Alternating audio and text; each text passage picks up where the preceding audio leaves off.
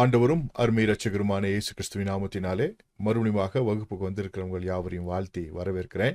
ஒரு வேதவசனத்தோடு நான் வகுப்புக்குள்ள போகலாம்.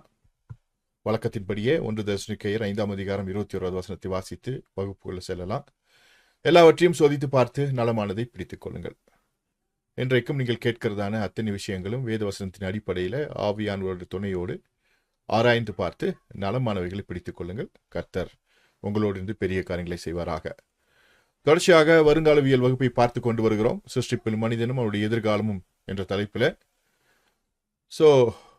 அதனுடைய தொடர்ச்சியாக இஸ்ரவேலின் 7 பண்டிகைகள் வருங்காலவியல் திட்டம் என்கிறதான தலைப்பில் லேவியராகமம் 23ஆம் அதிகாரத்தை மையமாக வைத்து மனிதனுடைய எதிர்கால திட்டம் எவ்விதமாக இருக்கிறது, தேவன் எவ்விதமாக இந்த உலகத்தை திட்டம் பண்ணியிருக்கிறார் என்பதையெல்லாம் பார்த்து கொண்டே வருகிறோம்.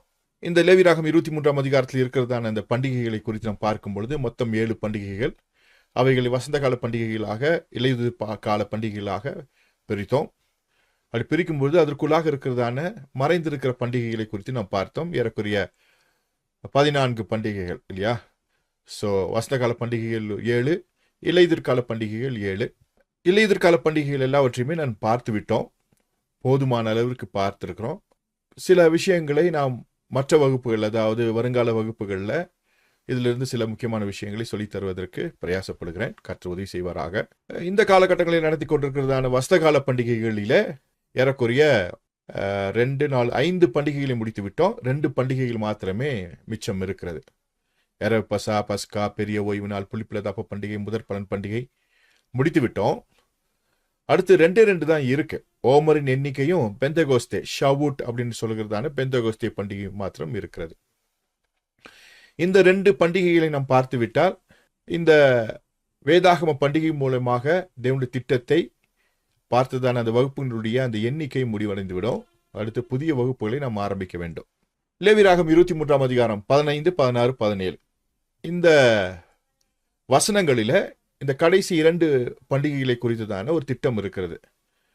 கடைசி 2 பண்டிகை என்று சொல்லும் பொழுது அந்த ஹாபிக்ரிம் என்கிறதான அசைவாட்டும் பண்டிகை, முதற் பலன் பண்டிகை, அதிலிருந்து தான் எடுத்துக்கொள்ள வேண்டும். அதிலிருந்து தான் ஆரம்பிக்கிறது.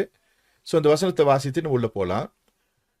லேவியராகமம் 23, 15, 16, 17 வாசிக்கிறேன், கவனமாக கேளுங்க. நீங்கள் அசைவாட்டும் கதிர்கட்டை கொண்டு வரும் ஓய்வு நாளுக்கு மறுநாள் முதற்கொண்டு எண்ண துவங்கி 7 வாரங்கள் நிறைவேறின பின்பு 7ஆம் ஓய்வு நாளுக்கு மறுநாளாகிய 50ஆம் நாள் மட்டும் எண்ணி கர்த்தருக்கு புதிய போஜன பலியை செலுத்த கடவீர்கள். நீங்கள் ஒரு மரக்காலிலே 10ல் 2 பங்காகிய மெல்லிய மாவிலே புளிப்பாக பாகம் பண்ணப்பட்ட அசைவாட்டும் காணிக்கையாய் இருக்கிற 2 அப்பங்களை உங்கள் வாசஸ்தலங்களிலிருந்து கர்த்தருக்கென்று முதற் பலனாக கொண்டு வந்து அப்படின்னு இருக்கு. இங்க முக்கியமான சில விஷயங்களை நான் உங்களுக்கு சொல்லித்தரப்போகிறேன். ஏன்னா இந்த வேதாகமத்தை பொறுத்தளவிற்கு இது வியாக்கியானம் செய்கிறவர்கள் அப்படின்னு நம்ம எடுத்துக்கிட்டோம்னா, பழைய ஏற்பாட்டை பொறுத்து எடுத்துக்கிட்டோம்னா அதில் நிறைய பிரச்சனைகளும் நிறைய சிக்கல்களும் பல பிரிவினருடைய குழப்பமான பதில்களும் இருக்கும். யூத பிரிவில் நிறைய பிரிவுகள் இருக்காங்க. இயேசு கிறிஸ்து காலத்திலேயே அவர் மனிதனை வந்த பொழுதே பிரிவுகள் இருந்துச்சு இல்லையா?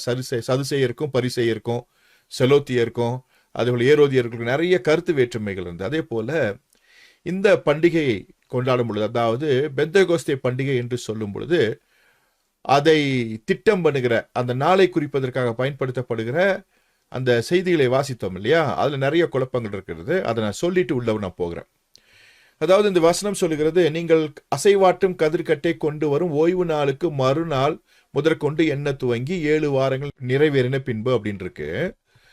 சில யூத ரபிமார்கள் அவங்க என்ன சொல்றாங்கன்னா, அசைவாட்டும் கதிர்கட்டை கொண்டு வரும் ஓய்வு நாளுக்கு மறுநாள் அப்படின்னும் பொழுது அவங்க அந்த காலகட்டத்தில் ஏற்கனவே அவங்க பிக் சபாத் டே வரும் இல்லையா, பெரிய ஓய்வு நாள் வரும் இல்லையா, சபாத்தா கடோல், அதுல இருந்து அவங்க எண்ணுவாங்க ஒரு சில யூத பிரிவினர்கள். ஆனா இங்க என்ன சொல்லியிருக்குன்னா, ஓய்வு நாளுக்கு பிந்திய நாள் மறுநாள், அதாவது வாரத்தின் முதலாம் நாள் அப்படின்னு இருக்கிறதா நிறைய பேர் சொல்லுவாங்க. இப்போ நம்ம 2வது கருத்தை தான் எடுத்துக்கிறோம். அதாவது ஓய்வு நாளுக்கு மறுநாள் முதற்கொண்டினும் பொழுது அந்த முதலாம் நாளிலிருந்து நம்ம எடுத்துக்கிறோம். ஆனால் இங்கே மறுநாள்னு போட்டனால அவங்க என்ன நினைக்கிறாங்கன்னா, பெரிய ஓய்வு நாள்ல இருந்து அதை எடுக்கணும்னு சொல்றாங்க.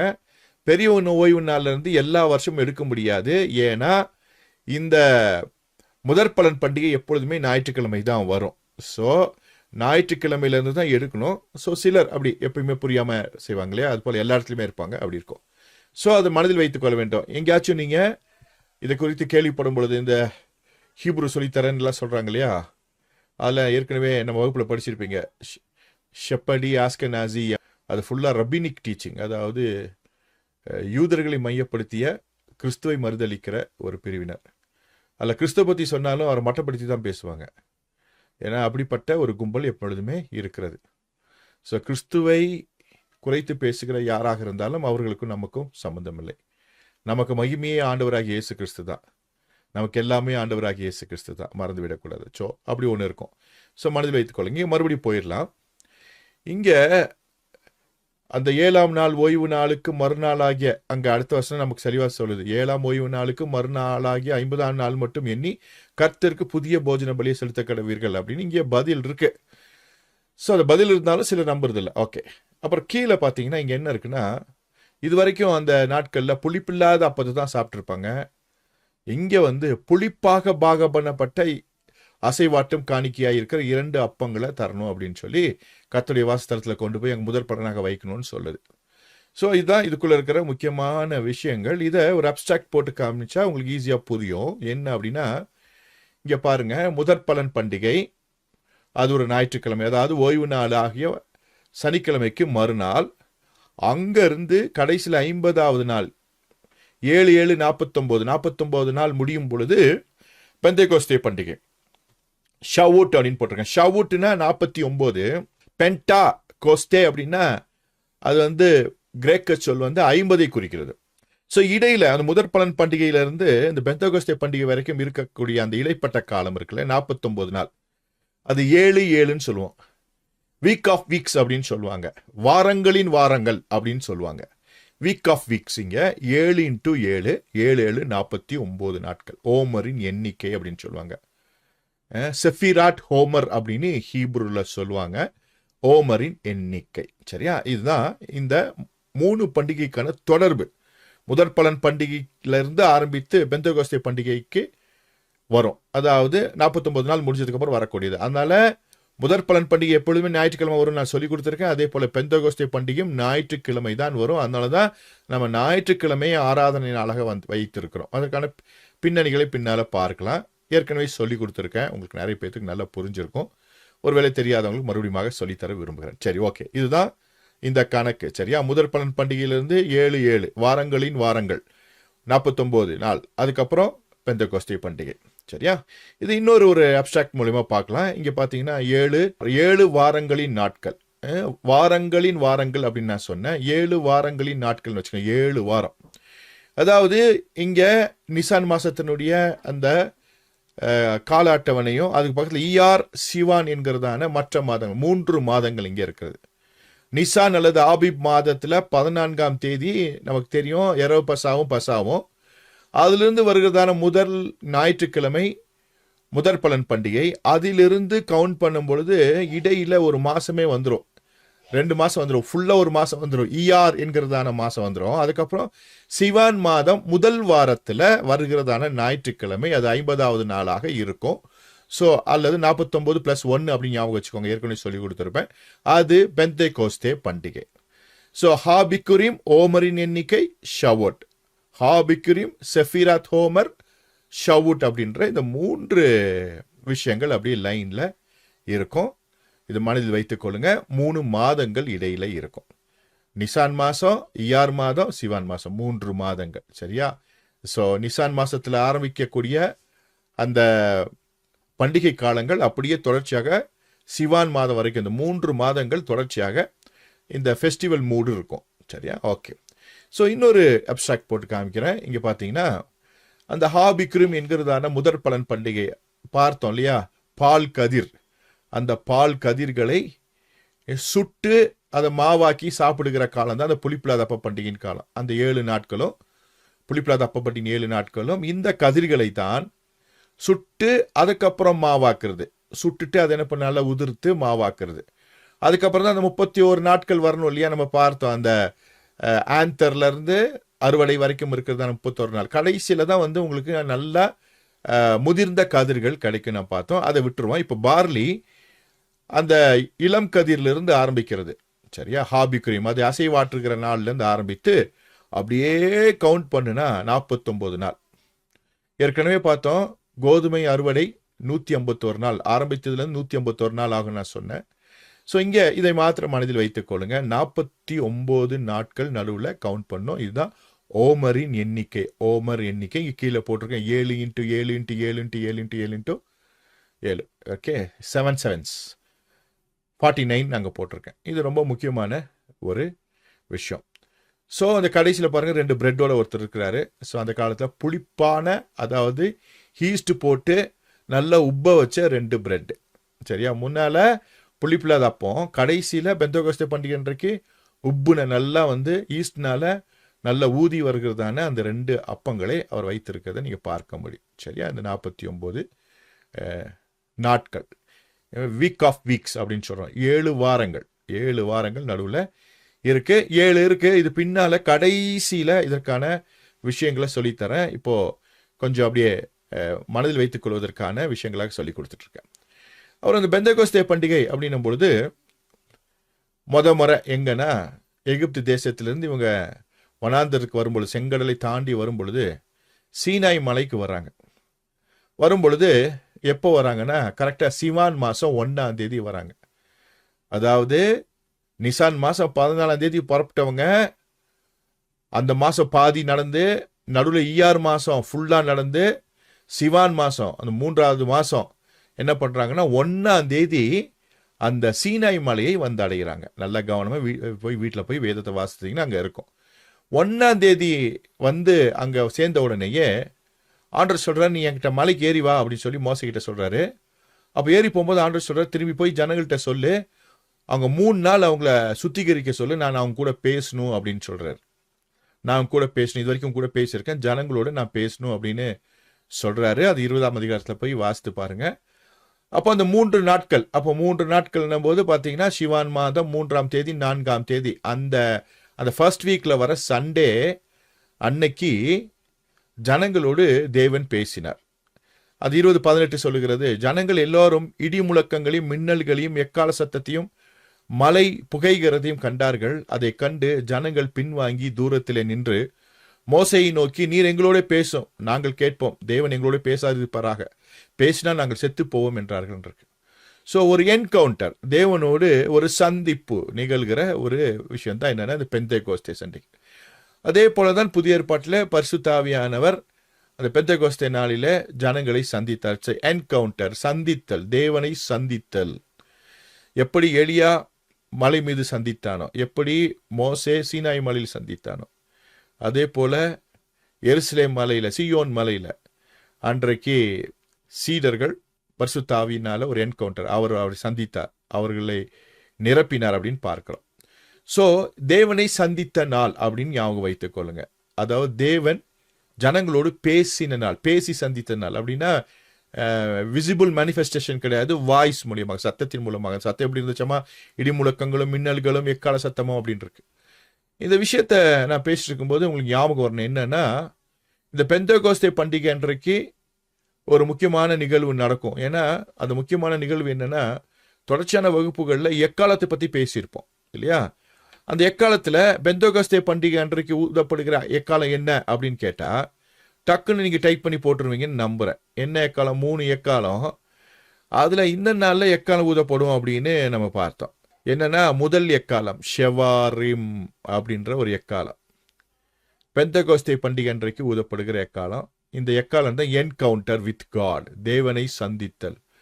அன்றைக்கு சீனாய் மலையில் ஜனங்கள் எல்லாரும் அந்த மலை அடிவாரத்தை கூடி நிற்க சொல்லி, மலை மேலே யாரும் ஏறக்கூடாது, அங்கே நில்லுங்க, கர்த்தர் கூட பேசுவார்னு சொன்ன பொழுது இடி முழக்கங்களையும் நெருப்பையும் புகையும் ஜனங்கள் கண்டு, கர்த்தரையும் கூட பேச வேண்டாம், மோசே என்கிட்ட பேசினா போதும் அப்படின்னு சொல்லுகிற அளவிற்கு. அதே புதிய ஏற்பாட்டில் வரும்போது அங்கே பற்பல பாஷையில், அவரவர்களுடைய ஜென்ம பாஷையில் தேவனை புகழ்வதை கேட்டார்கள் அப்படின்னு நம்ம வாசிக்கிறோம். எத்தனை பேருக்கு புரிஞ்சிச்சுப்போ? முதல் எக்காலம். சரியா? ரொம்ப ரொம்ப இம்பார்ட்டன்ட். அன்றைக்கு அவர்கள் கேட்பதற்கு பயந்தார்கள். புதிய ஏற்பாட்டில் அவர்கள் ஜென்ம பாஷையில் பேசினபடினாலே எல்லாரும் அதிர்ந்து போனார்கள் அப்படின்னு வாசிக்கிறோம். ஸோ 120 பேரும் பற்பல பாஷைகளை பேசினார்கள்.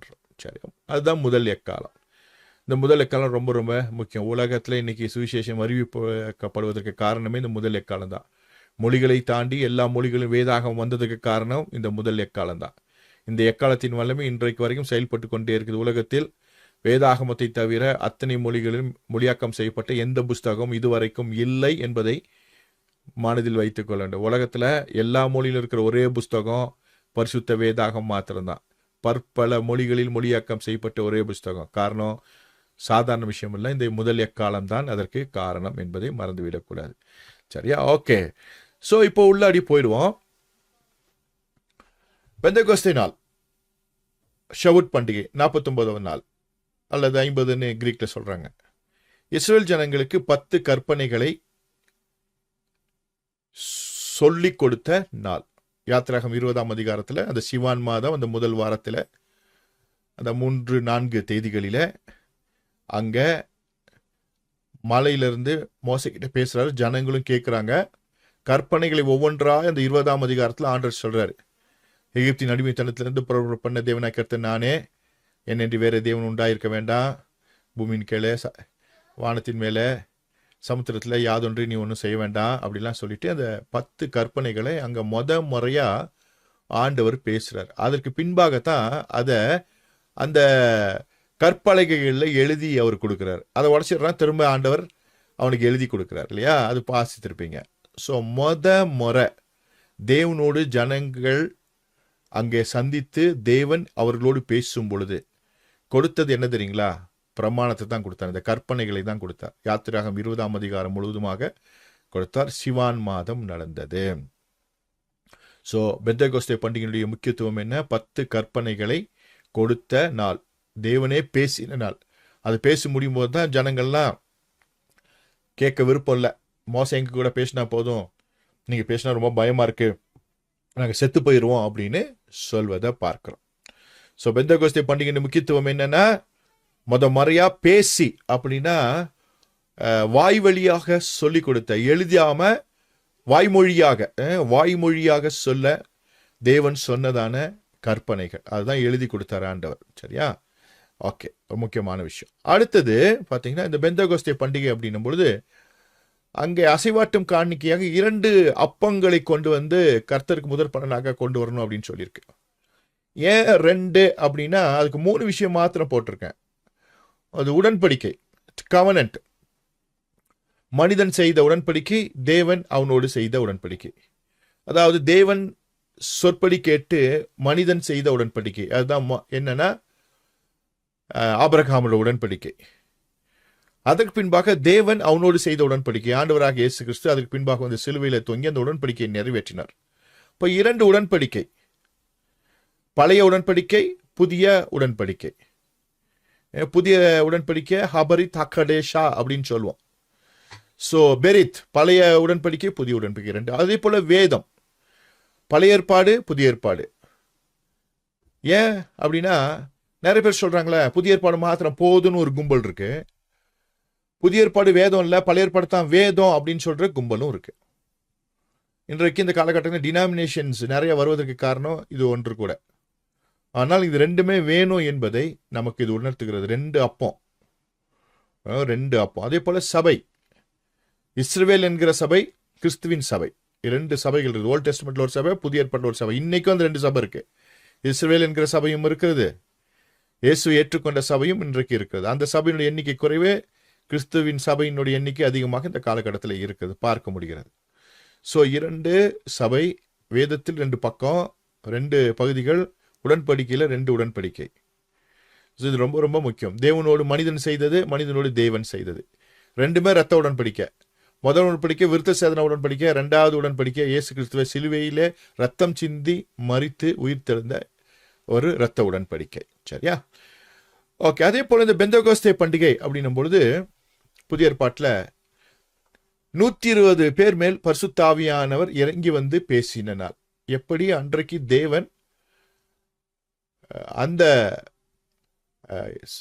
சீனாய் மலையிலிருந்து எக்கால சத்தமாகவும் அக்னி ஜுவாலியாகவும் பேசினாரோ, அதே போல புதிய ஏற்பாட்டில 120 பேர் கூடியிருக்கும் பொழுது அதே அக்கினி, பிரிந்திருக்கிற நாவுகள், பற்பல பாஷைகள். ஸோ ஒருத்தனுக்கு பேசுற பாஷை இன்னொருத்தனுக்கு புரியல. ஆனா அவங்கவுங்க ஜென்ம பாஷையில பேசுவதை அவங்கவுங்க கேட்டாங்க. அந்த ஜென்ம பாஷை மற்றவனுக்கு தெரியாது. அந்த ஜென்ம பாஷை தெரிஞ்சவன் தான் அதை புரிஞ்சுக்கிட்டான். அது சூப்பரான ஒரு விஷயம். சரிங்களா? ஸோ பெந்தகோஸ்தே பண்டிகையினுடைய இந்த புதிய காரியத்தை நம்ம பார்க்கிறோம். ஸோ எருசலேமில் கூடியிருந்த 120 பேர் பரிசுத்த ஆவியானவர் இறங்கி வந்து பேசின நாள். அதே போல இது அப்படியே கொஞ்சம் விஷயங்களை பார்ப்போம். என்னன்னா, பெந்தகோஸ்தே பண்டிகை அப்படின்னும் பொழுது பழைய ஏற்பாட்டில் யாத்திரையாகம் 19 அதிகாரத்தில் சொல்லியிருக்கேன். அதாவது இந்த பெந்தகோஸ்தே பண்டிகையினுடைய 2 நிலைகள். ஏற்கனவே சொல்லியிருக்கேன், இந்த பெந்தகோஸ்தே பண்டிகை ஒரு சைக்கிள் மாதிரி சுற்றிக்கிட்டே இருக்கும், வந்துக்கிட்டே இருக்கும் இல்லையா? ஸோ சீசனை போல அப்படியே சைக்கிள் இது. ஸோ முறை வரும் பொழுது சீனாய் மலையில் யாத்திரையாகமம் 19ஆம் அதிகாரத்தில் அது குறித்து சொல்லியிருக்கோம். அதே போல் பெந்தகோஸ்தே பண்டிகை குறித்தான புதிய வெளிப்பாடு எரேமியா தீர்க்கதரிசன புஸ்தகம் 31:31 33 வரைக்கும் இருக்கும்.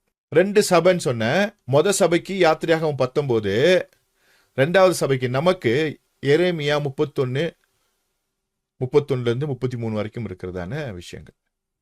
ஸோ இப்போ பழைய ஏற்பாட்டிலேயே இந்த 2 சபைக்கான விஷயங்களை ஆண்டவர் சொல்லி கொடுத்துட்டார். 2 காரியங்களை குறித்து, 2 பிரிவுகளை குறித்து, 2 உடன்படிக்கை பற்றி ஆண்டவர் சொல்லியிருக்காரு. ஸோ இங்கே நம்ம பார்க்கலாம். அடுத்தது, பழைய ஏற்பாட்டில் கற்பனைகள் கற்பலகைகளில் எழுதப்பட்டது.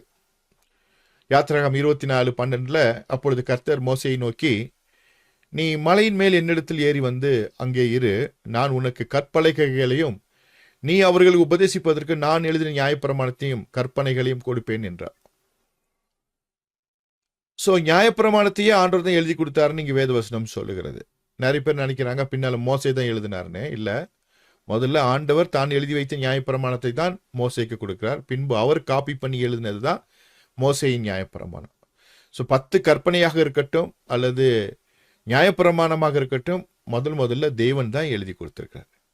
இந்த பக்கம் பார்த்தீங்கன்னா புதிய ஏற்பாட்டில் கற்பனைகள் இறுதிய பலகைகளில் எழுதப்படுகிறது. ரொம்ப முக்கியமான விஷயம். அங்கே கற்பலகைகளில் எழுதப்பட்டது. புதிய ஏற்பாட்டில் எபிரேயர் 8:10 வாசிக்கும் போது, அந்த நாட்களுக்கு பின்பு நான் இஸ்ரவேல் குடும்பத்தாரர் பண்ணும் உடன்படிக்கையாவது என்னுடைய பிரமாணங்களை அவருடைய மனதிலே வைத்து அவருடைய இருதயங்களில் அவைகளை எழுதுவேன். இதுதான் எரேமியா தீர்க்கதரிசன புஸ்தகத்தில் 31ஆம் அதிகாரத்தில் சொல்லியிருக்கோம். ஸோ என்னுடைய பிரமாணங்களை அவருடைய மனதிலே வைத்து அவருடைய இருதயங்களிலே எழுதுவேன், நான் அவர்கள் தேவனாயிருப்பேன், அவர்கள் என் ஜனமாயிருப்பார்கள். புதிய ஏற்பாட்டில் கற்பலகைகள் எழுதி கொடுத்து அதை வாசித்து தலைமுறையாக அதை எழுதி கடத்தி அதை வைத்து கொண்டு அவர்கள் தேவனை சேவித்தார்கள்.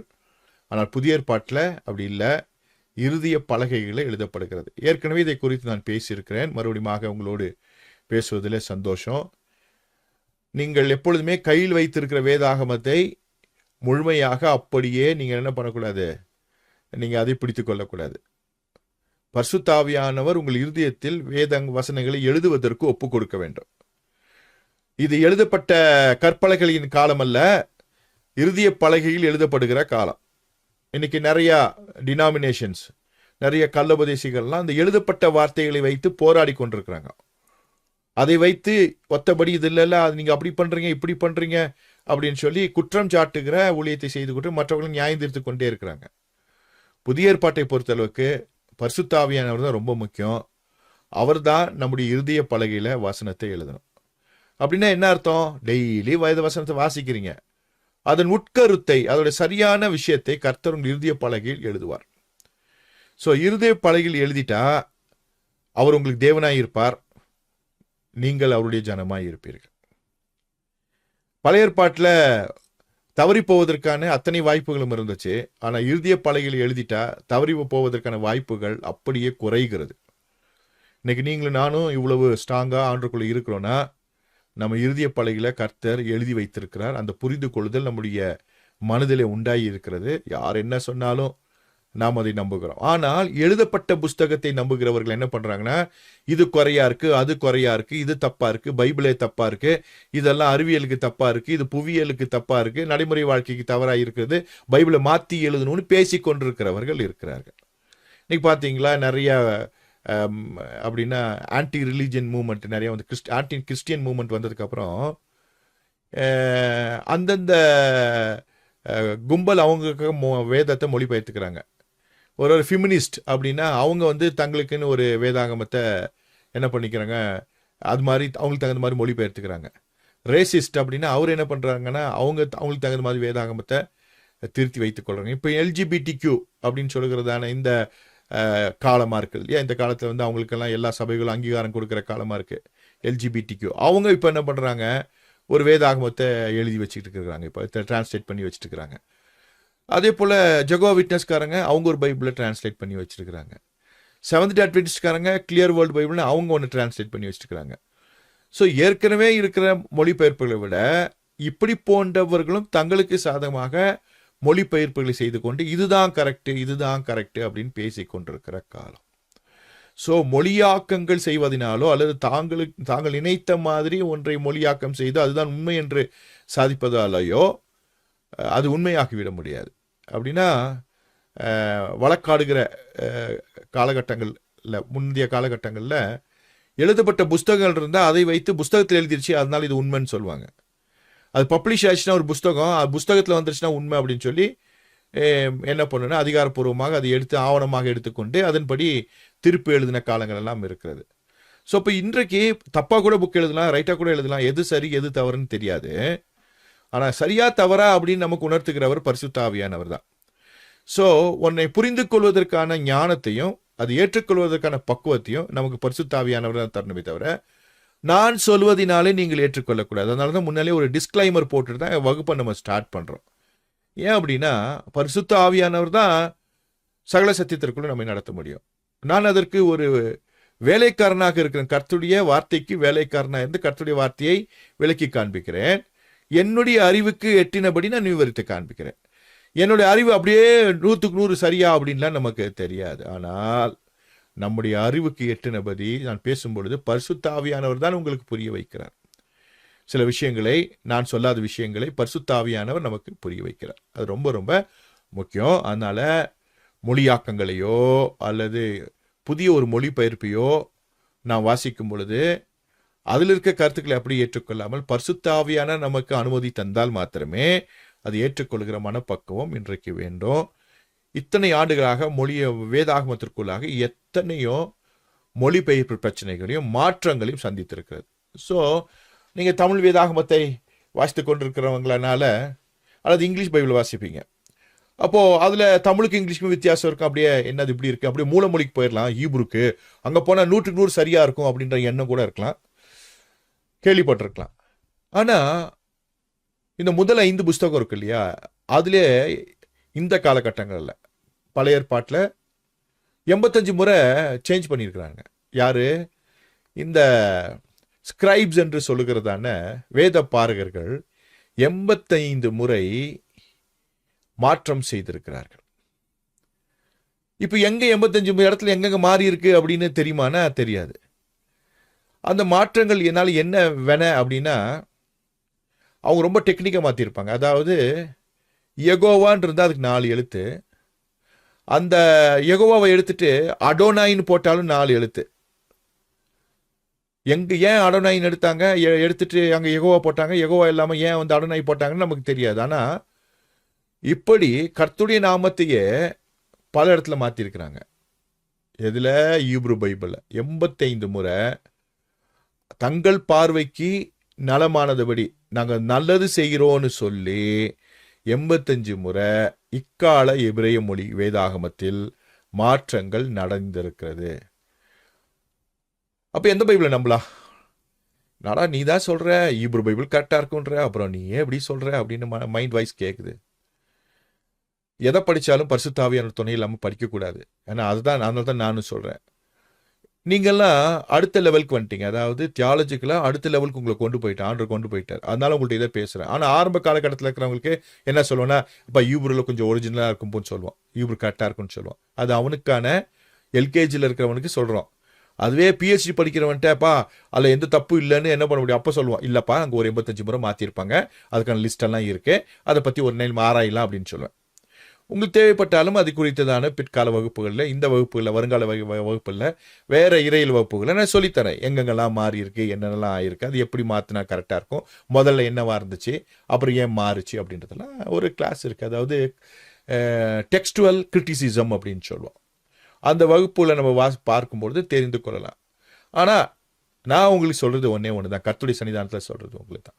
பரிசுத்த ஆவியானவர் தான் நம்மளை சகல சத்தியத்திற்குள் நடத்தி சொல்லக்கூடிய மிகப்பெரிய ஆண்டவர். அவர் தான் நம்ம நம்பணும். எத்தனை தான் புஸ்தகத்தில் தப்பு தப்பாக இருந்தாலும் டீச்சர் வந்து சொல்லுவாங்க இல்லையா, அப்பா இது பிரிண்டிங் மிஸ்டேக், இது கருத்து பிள்ளை, அவங்க ஏதோ தப்பாக சொல்லி போட்டுட்டாங்க, அதை மாற்றிக்குவாங்கன்னு எப்படி டீச்சர் கிளாஸ் ரூமில் பிரிண்டட் புக்கை திருத்துறாங்களோ அதே போல் அப்படி திருத்தக்கூடிய ஒரே அதிகாரம், ஒரே வல்லமை பரிசுத்த ஆவியானவருக்கு மாத்திரமே உண்டு என்பதை இந்த வகுப்பில் ஸ்ட்ராங்காக உங்களுக்கு நான் நினைப்பூட்டுறேன். அதனால் அவர் திருத்தும் பொழுது நீங்கள் தாராளமாக ஏற்றுக்கொள்ளுங்க. மூளை அறிவை விட்டுட்டு பரிசுத்த ஆவியை உணர்த்தும் போது, அதற்கான காரண காரியங்களை சொல்லும்போது, வசனங்களை இணைத்து காட்டும் பொழுது, முழுமையாக எல்லாவற்றையும் விவரிக்கும் பொழுது அப்படியே ஏற்றுக்கொள்ளுங்கள். என பரிசுத்த ஆவியானவர் சகல சத்தியத்திற்குள் நடத்துவார். உங்கள் தனிப்பட்ட தியானத்தில் பரிசுத்த ஆவியானவரை நீங்கள் சார்ந்து கொள்ளுங்கள். உங்கள் வாழ்க்கை ரொம்ப ரொம்ப நல்லா இருக்கும். சரியா? ஸோ ஏன் புதிய ஏற்பாட்டில் இருதயத்தில் எழுதணும் அப்படின்னு சொன்னாருன்னா, இந்த எழுதப்பட்ட கற்பனைகள் எல்லாம் இருக்கும் பொழுது பின்னால மோசேயின் நியாயப்பிரமாணம் வந்துச்சு. உங்கள் மனக்கடி நிமித்தம் மோசே இப்படி எழுதி வைத்திருக்கிறான்னு இயேசு கிறிஸ்துவே சொல்றாரு. தள்ளுதல் சீட்டை கொடுத்து டைவர்ஸ் பண்ணிடலாம், இதெல்லாம் ஆண்டவர் சொல்லலை. உங்கள் மனக்கடின நிமித்தம் மோசே எழுதி வைத்தான் அப்படின்னு சொல்லியிருக்கு. அதே போல் எல்லாத்துலேயும் தசம்பாகம் கொடுக்கணும், எதில் கொடுக்கணும், சீரகத்தில் அதில் இதில் கொடுக்கணும்னு பரிசெயரும் சதிசெயர்களும் ஃபாலோ பண்ணாங்களே, அது இல்லை. அது ஆண்டவர் அப்படி சொல்லலை. தசம்பாகம் கொடுக்கணும், ஆனால் இப்படிலாம் கொடுக்கணும்னு சொல்ல. இன்றைக்கி அப்படியே மாறி வந்திருக்குல்ல. லோன் எடுத்தாலும் நீ 10ல் ஒரு பங்கு கொடுத்துரு, அப்புறம் ஹாஸ்பிட்டல் செலவுக்கு காசு எடுத்துட்டு போனால் அதுலேயும் கொடுத்துரு, எங்கே இப்படி காசு வந்தாலும் என்ன கொடுத்துடணும், எனக்கு கொடுத்துடணும். நீ செத்தா கூட என்ன பண்ணு, பெட்டிக்கு காசு கொடுத்தா சாகணும் அப்படின்ற நிலைமைக்கு இன்னைக்கு ஒரு கும்பல் இருக்குது. நம்மெல்லாம் அந்த கும்பலை தாண்டி ஆர்டர் மாத்திரம் மையப்படுத்துகிற கும்பலாக இருக்கிறீங்க. சந்தோஷம், ரொம்ப சந்தோஷம். அப்படி இருக்கிற கும்பல் இருக்குது. அதே தான் அன்னைக்கு இருந்த கும்பல் இன்னைக்கு இருக்குது, வேறு விதமாக இருக்குது, கிறிஸ்தவத்தனமாக இருக்குது. சரியா? ஸோ இருதயத்தில் எழுதப்பட்டிருந்த மாத்திரம்தான் சத்தியத்தை புரிந்து கொண்டு சத்தியத்தை பாதையை நடக்க முடியும். அந்த வார்த்தைகள் தான் நம்மை மறுரூபமாக்கும். இருதயத்தில் எழுதப்படுவதற்கான நோக்கம் என்னன்னா, இருதயத்தில் எழுதப்பட்ட வார்த்தைகள் உங்களை மறுரூபமாக்கும். எழுதப்பட்ட வார்த்தையை நம்பும் பொழுது அது பூமியோடு நம்மை ஒட்டி வைத்தோடு பெரிய ஒரு செயினை போட்டு பூமியில் கட்டிடும், மறுரூபமாக மாட்டோம். அதனால தனிப்பட்ட தியானத்தை அதிகப்படுத்திக் கொள்ளுங்கள். அதே போல இருதயத்தில் வேத வசனத்தை எழுதுவதற்கு அனுமதி கொடுங்க. திடீர்னு ஆண்டவர் சொல்வார்ப்பா, இல்லப்பா இது இப்படி தான் இருக்கு, அந்த 2 வசனத்தை பாரு அப்படி இருக்கு, இந்த வசனம் கொஞ்சம் மாறி தான் இருக்கு, அந்த 2 வசனம் ஆதாரமா இருக்குன்னா அதை எடுத்துக்கோ, இதை விட்டுரு, இது ஒரு வசனம் தான் இருக்கு, இதுல மிஸ்டேக் இருக்கு அப்படின்னு சொன்னா, இல்லாண்டவரே அது 2 இருக்கட்டும், அப்ப இது மட்டும் எப்படி எழுதி வச்சாங்க, நீங்க தானே கொடுத்தீங்க, நான் இதுதான் நம்ம அது 2 சரியா இருந்தாலும் அதை ஏத்துக்க மாட்டேன் அப்படின்ற முடிவுக்கு வந்துடக்கூடாது. எத்தனை பேருக்கு புரியுது? வேதவசனம் சொல்லுகிறது வேதவசனம் ஜோடி இல்லாமல் இராதாமா, கண்டிப்பா ஜோடி இருக்கும். அதனால ஒற்றை வசனங்கள் ஆதாரங்கள், ஒற்றை வசன ஆதாரங்கள் நல்லா ஞாபகம் வைத்துக் கொள்ளுங்க. வேதாகமத்தில் ஏதாவது வாசிக்கும் பொழுது தியாலஜிக்கலா ஒரு வசனத்தை மேற்கோள் காட்டி யாராவது சொல்லும் பொழுது ஒற்றை வசனம்தான் இருந்தால், அதற்கு ஆதாரமாக ஒரு வசனம் மாத்திரம் இருந்தால் அதை நீங்கள் கருத்தில் எடுக்க வேண்டாம்.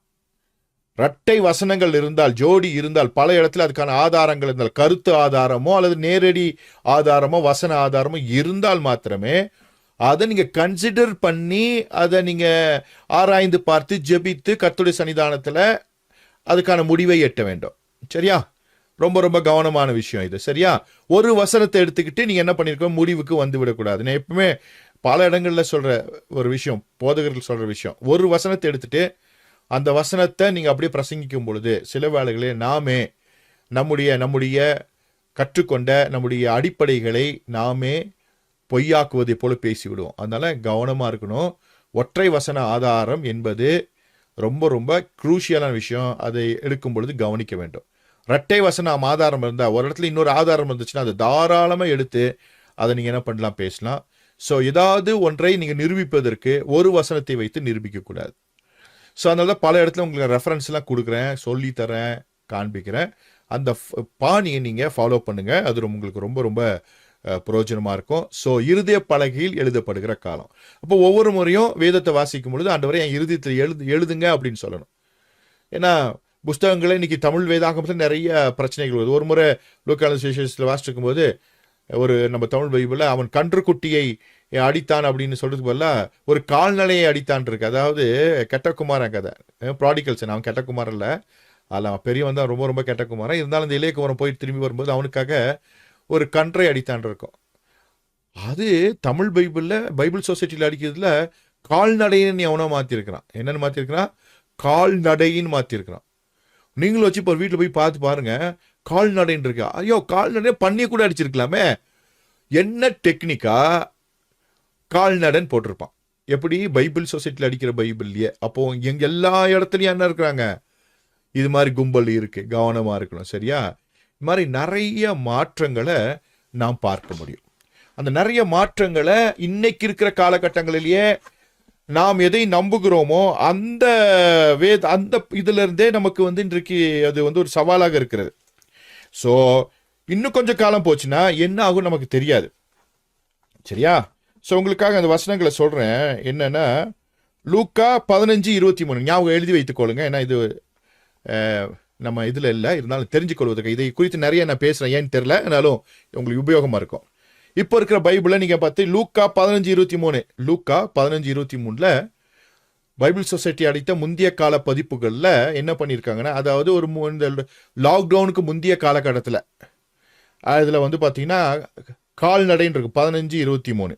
அதே போல் இருக்கா, ஒரு 3 வசனம் சொல்கிறேன் ரெஃபரன்ஸ்க்காக, என்ன நீங்கள் தெரிஞ்சுக்கணும். இறுதிய பலகைகள் எழுதுறது எவ்வளோ முக்கியன்றதுக்காக. யாருக்காச்சும் அப்படி இருக்கா அப்படின்னா பைபிள் எடுத்து பாருங்க. பைபிள் பக்கத்தில் இல்லை, கிளாஸுக்கு வந்துட்டேன், பைபிள்லாம் தேவையில்லை அப்படின்னு வந்திருக்கக்கூடாது. கண்டிப்பாக கையில் பைபிள் வச்சுருக்கணும். நிறைய பேர் நம்ம கிளாஸ் தானே கேட்குறோம், நோட் இருந்தால் போதாதா அப்படின்னு எல்லாம் போட்டுறலாம், திடீர்னு தேவைப்படும். சரியா? ஏசாயாவின் தீர்க்கதரிசன புஸ்தகம் 56:5 அந்த வசனத்தை எடுத்து 56வது அதிகாரத்தை எடுத்துக்கொள்ளுங்க. ஏசாயா 56:5 பாதி வசனம் இருக்காது. அதில் 56:5 எடுத்தீங்கன்னா ஏசாயாவில் பாதி வசனம் இருக்காது. பாதி வசனம் என்னன்னு 2 பைபிள் வச்சுருந்தீங்கன்னா பாருங்க. சில வசனத்தில் பாதி வசனம் அதில் இருக்காது. ஓகே, அடுத்தது லேவியராகமம் 19:17. லேவியராகமம் 19:17. லேவியராகமம் 19:17 வேண்டும் வேண்டாம் ஒன்று கடிந்து கொள்ள வேண்டும் இருக்கும், சில பைபிளில் கடிந்து கொள்ள வேண்டாம் இருக்கும். ஆக்சுவலாக எங்க இருக்கு பாருங்க, கடிந்து கொள்ள வேண்டும் இருக்கும், சில பைபிளில் கடிந்து கொள்ள வேண்டாம் இருக்கும். சும்மா ஒரு 3 வசனம் மாத்திரம். சரியா? இந்த 3 வசனத்தை நீங்கள் வாங்குற பைபிளில் எப்பொழுதுமே பார்த்துக்கோங்க. சும்மா ஒரு 3. இது மாதிரி நிறைய மாற்றங்கள் இருக்கு. ஒரு பைபிளில் கடிந்து கொள்ள வேண்டாம் இருக்கும், ஒரு பைபிளில் கடிந்து கொள்ள வேண்டும் இருக்கும். ஸோ இது மாதிரி சும்மா உங்களுக்காக அப்படியே தெரிஞ்சுக்கிறதுக்காக நான் சொன்னேன். கொஞ்சம் நீங்கள் கவனமாக இருக்கணும். இல்லைன்னா தமிழ் பைபிள்லேயே நம்ம ஏமாற்றப்படுவோம். இது இப்போ மாற்றினவனுங்க இனி என்னென்ன மாற்றிருக்காங்கன்னு நமக்கு தெரியாது. ஸோ எப்பொழுதுமே இந்த பழைய பைபிள் இருக்கு இல்லையா, அதாவது 25 வருஷம் 35 வருஷத்துக்கு முன்னால் பிரிண்ட் ஆன தமிழ் பைபிளை ரொம்ப நம்பலாம். நீங்கள் வாங்கி வைத்துக்கொள்ளுங்க. பழைய பைபிளை தூக்கி போட்டுறாதீங்க, யாருக்காச்சும் கொடுத்துறாதீங்க. பழைய பைபிள் ரொம்ப ரொம்ப ரொம்ப ரொம்ப முக்கியம். சரியா? பழைய பைபிள் ரொம்ப ரொம்ப முக்கியம். அதனால் நீங்கள் அதை இப்போ பத்திரமா வைத்துக்கொள்ளுங்க. இந்த காலகட்டத்தில் பழைய பைபிள் கிடைக்காது, அதில் இந்த பிரச்சனைலாம் இருக்காது. சரியா? 3 விஷயத்த சொன்னேன். நிறைய ஆன்லைன் பைபிள் எக்கச்சக்க மிஸ்டேக் இருக்கு, அதை பற்றி நான் வரல. நான் பிரிண்டட் பைபிளை பார்த்துறத பேசிட்டு இருக்கேன். சரியா? இந்த பிரிண்டட் பைபிளில் இந்த 3 விஷயங்கள் இருக்குது நம்ம பார்க்குறோம். சரி.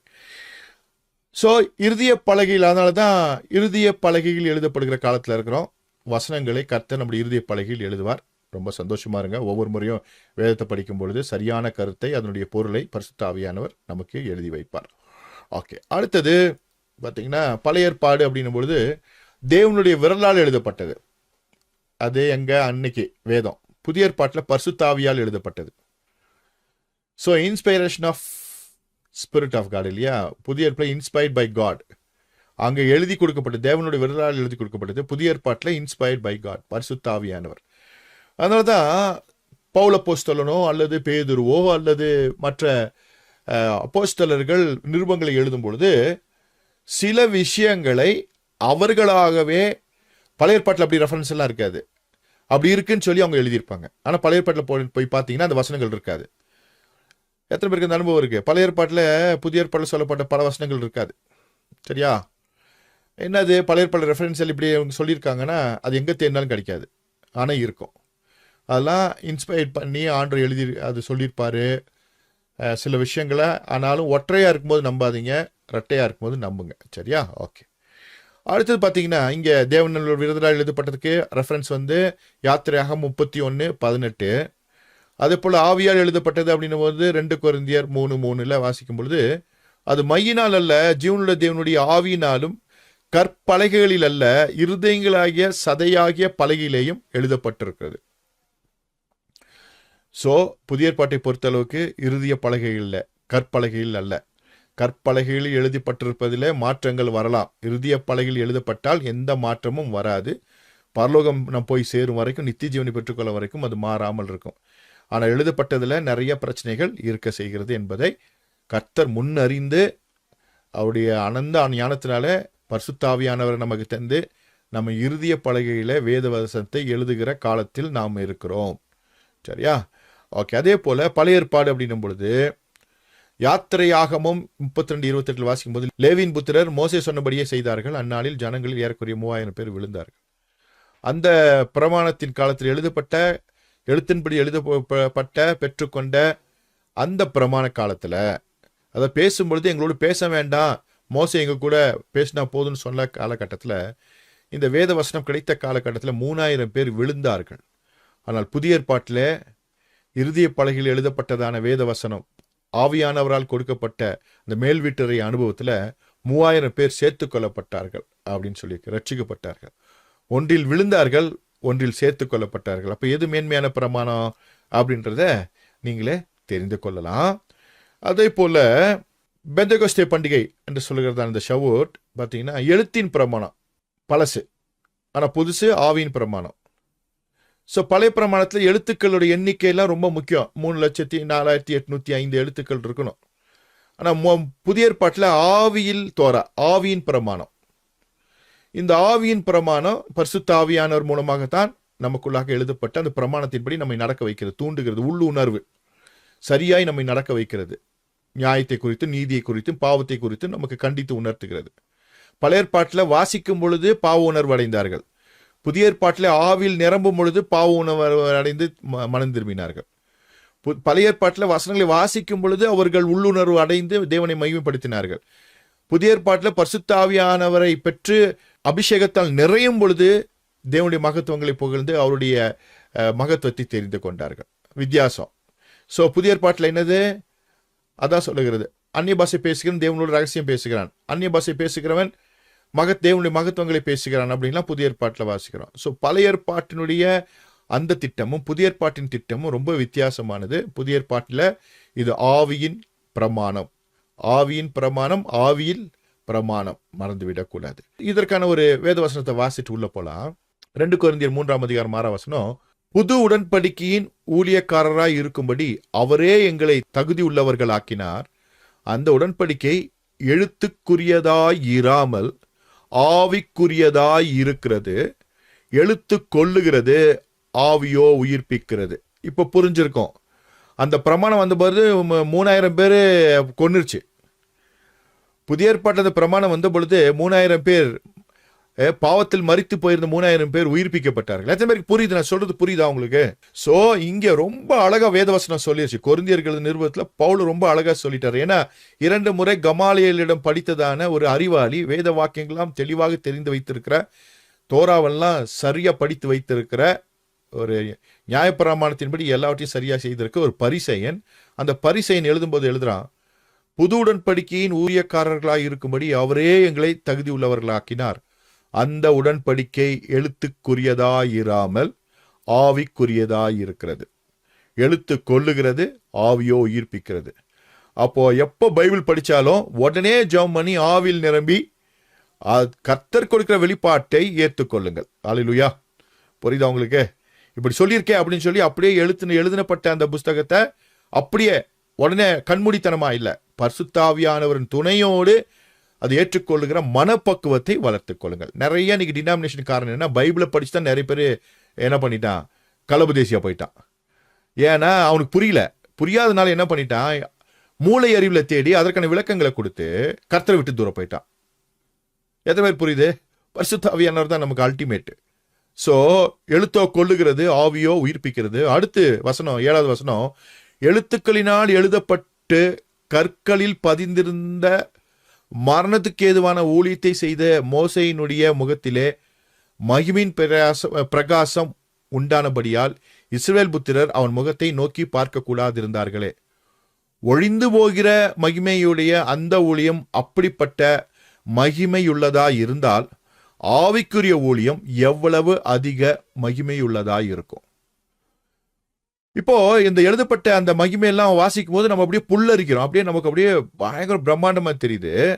ஆனா அதை விட இந்த புதிய ஏற்பாட்டின் ஊழியம் அதிக மகிமையுள்ளதுன்னு படித்த தேர்ந்த ஒரு ஊழியக்காரனாக இருந்த பவுல் எழுதி வைத்திருப்பதை பார்க்க முடிகிறது. அப்போ புதிய ஏற்பாட்டை பொறுத்தளவிற்கு இது மகிமையான ஊழியம், பரிசுத்த ஆவியானவர் கொடுக்கிறதான வெளிப்பாடு, இன்சைட்டு, வழி நடத்துதல், இது மகிமையானது. ஸோ இது எழுதப்பட்ட எழுத்துக்கள் அல்ல, ஆவியினால் இருதயத்தில் பதிக்கப்பட்ட எழுத்து. அந்த 7ஆம் வசனத்தை வாசிக்கும் போது கற்களில் பதிந்திருந்த மரணத்துக்கு ஏதுவான ஊழியத்தை செய்த மோசையின் முகத்தில் அப்படின்னு இருக்கு. வாங்கிட்டு வந்து அந்த கற்பலகையில் பதிஞ்சிருந்துச்சு எழுத்து, என்ன கர்த்தருடைய விரல் எழுதிச்சு. ஆனா அது பெரிய மகிமை இல்லை, ஏன்னா அவன் முகத்தையே அப்போ பார்க்க முடியல, முக்காடு போட்டானம்மா. அதை விட மகிமையான ஊழியம் புதிய ஏற்பாட்டு ஊழியம் அப்படின்னு சொல்லி வேதவசனம் சொல்லுகிறது. புரிந்து கொள்வதற்கு கர்த்தர் உங்களுக்கு உதவி செய்வாராக. இந்த 2 கொரிந்தியர் 3ஆம் அதிகாரத்தை வீட்டில் போய் வாசித்து பாருங்க. ரொம்ப ரொம்ப நிறைய விஷயத்தை பவுல் அங்கே அற்புதமாக சொல்லியிருப்பாரு. இருதயத்தில் எழுதப்பெற வேண்டிய அவசியத்தையும், இருதய பலகையில் எழுதப்படுகிற வசனத்தினுடைய மேன்மையையும், ஆவியின் பிரமாணத்தினுடைய மேன்மையையும் அவர் அங்கே சொல்லியிருப்பார். எழுதப்பட்ட வார்த்தையை விட இருதயத்தில் எழுதப்பட்டதான வார்த்தை, எழுத்தால் எழுதப்பட்டதை விட இருதயத்தில் எழுதப்பட்டதான வார்த்தைக்கு மிகுந்த பலன் உண்டு, அதிகாரம் உண்டு, ஆளுகை உண்டு என்பதை இந்த வேதவசனத்தின் மூலமாக நாம் தெரிந்து கொள்கிறோம். சரி, ஓகே. அடுத்து இந்த பெந்தகோஸ்தே பண்டிகை அன்றைக்கு மோசே சீனாய் மலையில் போய் வசனத்தை வாங்கிட்டு வந்தான். அதை நியாயப்பிரமாணம் அங்கதான் வேத வசனத்தை முன்னால் வாசித்தல, நியாயப்பிரமாணத்தை குறித்து வாசித்தலையா, நீ என்னிடத்தில் ஏறி வா, நீ அவர்களுக்கு உபதேசிப்பதற்கு கற்பலைகளையும் கற்பனைகளையும் நான் எழுதின நியாயப்பிரமாணத்தை உனக்கு கொடுப்பேன்னு சொன்னார்ல. சீனாய் மலையில் ஏறி பண்ணும் பொழுது ஒருவனுக்கு, ஒரு தனி ஒருவனுக்கு அங்கே கொடுத்தார். புதிய ஏற்பாட்டில் அப்படி அல்ல, அதுவும் ஒரு மலை, சீயோன் மலை, எருசலேமும் பக்கத்தில் இருக்கிற இடம். அந்த மலையில் எருசலேம் மோரியா மலை, அப்படி நிறைய விஷயங்கள் சொல்லலாம். அது ஒரு மலை தான். இந்த மலையில் 120 பேருக்கு அது பகிர்ந்து கொடுக்கப்பட்டதுன்னு வாசிக்கிறோம். அங்கே ஒருவனுக்கு, இங்கே பலருக்கு பகிர்ந்து கொடுக்கப்பட்டது. அப்படின்னா இது மூலியமா நீங்க தெரிஞ்சுக்க வேண்டிய விஷயம் என்னன்னா, ஊழியம் என்பது யாரோ ஒருவர் செய்வதல்ல. பழைய ஏற்பாட்டு போல சிங்கிள் ஹெட் கிடையாது, இங்க கலெக்டிவ் ஹெட். அல்லேலூயா. ஸோ அழைப்பை பெற்ற எல்லாருமே இங்க என்ன பண்ணலாம், ஊழியம் செய்யலாம். அழைப்பு வேணும், ஆண்டு கனமா நம்ம அழைச்சிருக்கோம், யார் வேணா செய்யலாம். அதுக்கு இன்னொரு ஹெட்டு தேவையில்லை. நான் ஒரு தலைமை கீழே தான் இருந்து செய்யணும்னு அவசியம் இல்லை.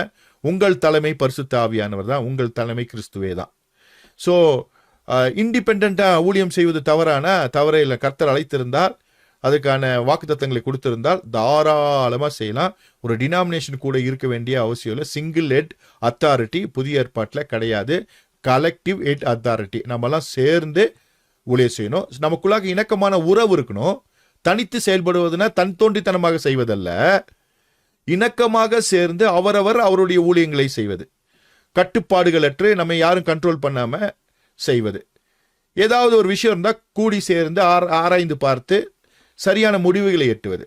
ஸோ இது கலெக்டிவ் ஹெட், சரியா? அங்கே சிங்கிள் ஹெட். அதனால தான் மோசே சிங்கிள் ஹெட்டாக இருந்த பொழுது அவனுக்கு கீழே ஆரோனு, அவனுக்கு கீழே யோசுவா பார்க்குறான், தீர்க்க தரிசனம் சொல்லிட்டுருக்குறாங்க. அப்போ போய் மோசைட்ட சொல்கிறான், அவங்களாம் தடுத்து நிறுத்து. அவன் தடுத்து நிறுத்துன அப்போ அவன் சொல்கிறான், என்ன போல எல்லாருமே சொல்லட்டும்ப்பா, எல்லாமே சொல்லட்டும், தடுத்து நிறுத்த வேண்டாம், மாம்சத்திற்காக வைராக்கியம் பாராட்டாது அப்படின்னு சொல்லி யோசுவா கிட்ட மோசே சொல்வதை பார்க்குறோம். ஸோ அங்கே ஒரு ரிஸ்ட்ரிக்ஷன்ஸ் இருந்துச்சு. யாராச்சும் ஒன்று செஞ்சால் இன்னொருத்த போய் தடுத்துருவான். யாரோ ஒருத்தர் தான் சரி, மற்றெல்லாம் செய்யக்கூடாது. புதிய ஏற்பாட்டில் அப்படி கிடையாது. அழைப்பு இருந்தா, கர்த்தர் அழைத்திருந்தா, எப்படி எல்லாரையுமே கர்த்தர் அழைச்சார். 12 சீசர்களை அழைச்சார். அதே போல் பவுலை கர்த்தர் அழைத்தார். அதே போல் சிலரை அன்றைக்கு இந்த ஊழியக்காரர்கள் அழைத்து ஆர்டைன் பண்ணாங்க. இப்படி அழைக்கப்பட்டவங்களாக இருந்தால் அவங்க எந்த கண்ட்ரோல் இல்லாமல் கர்த்தர் ஊழியத்தை செய்யலாம். ஆனால் தன் தோன்றித்தனமாக அல்ல. ஒரு எல்லோரோட ஊழியக்காரோடு இணக்கமான ஒரு உறவை அவர்கள் மெயின்டைன் பண்ணணும். தனியாக இருப்பது நல்லதில்லை. பட் ஒருத்தனுடைய ஊழியத்தை இன்னொருத்தன் கட்டுப்படுத்த முடியாது என்பதை தெரிந்து கொள்ள வேண்டும். இன்னைக்கு ஏன் இதை சொல்கிறேன் அப்படின்னு நிறைய பேர் யோசிக்கலாம். இன்றைக்கே இந்த தமிழ்நாடை பொறுத்தளவிற்கு, இந்தியாவை பொறுத்தளவிற்கு ஒரு சில டினாமினேஷன் தான் ஊழியம் செய்யணும்னு நினைக்கிறாங்க. மற்றவங்கள்லாம் ஊழியம் செய்யக்கூடாது, இண்டிபெண்ட்டாக இருந்தால் அவன் செய்யக்கூடாது.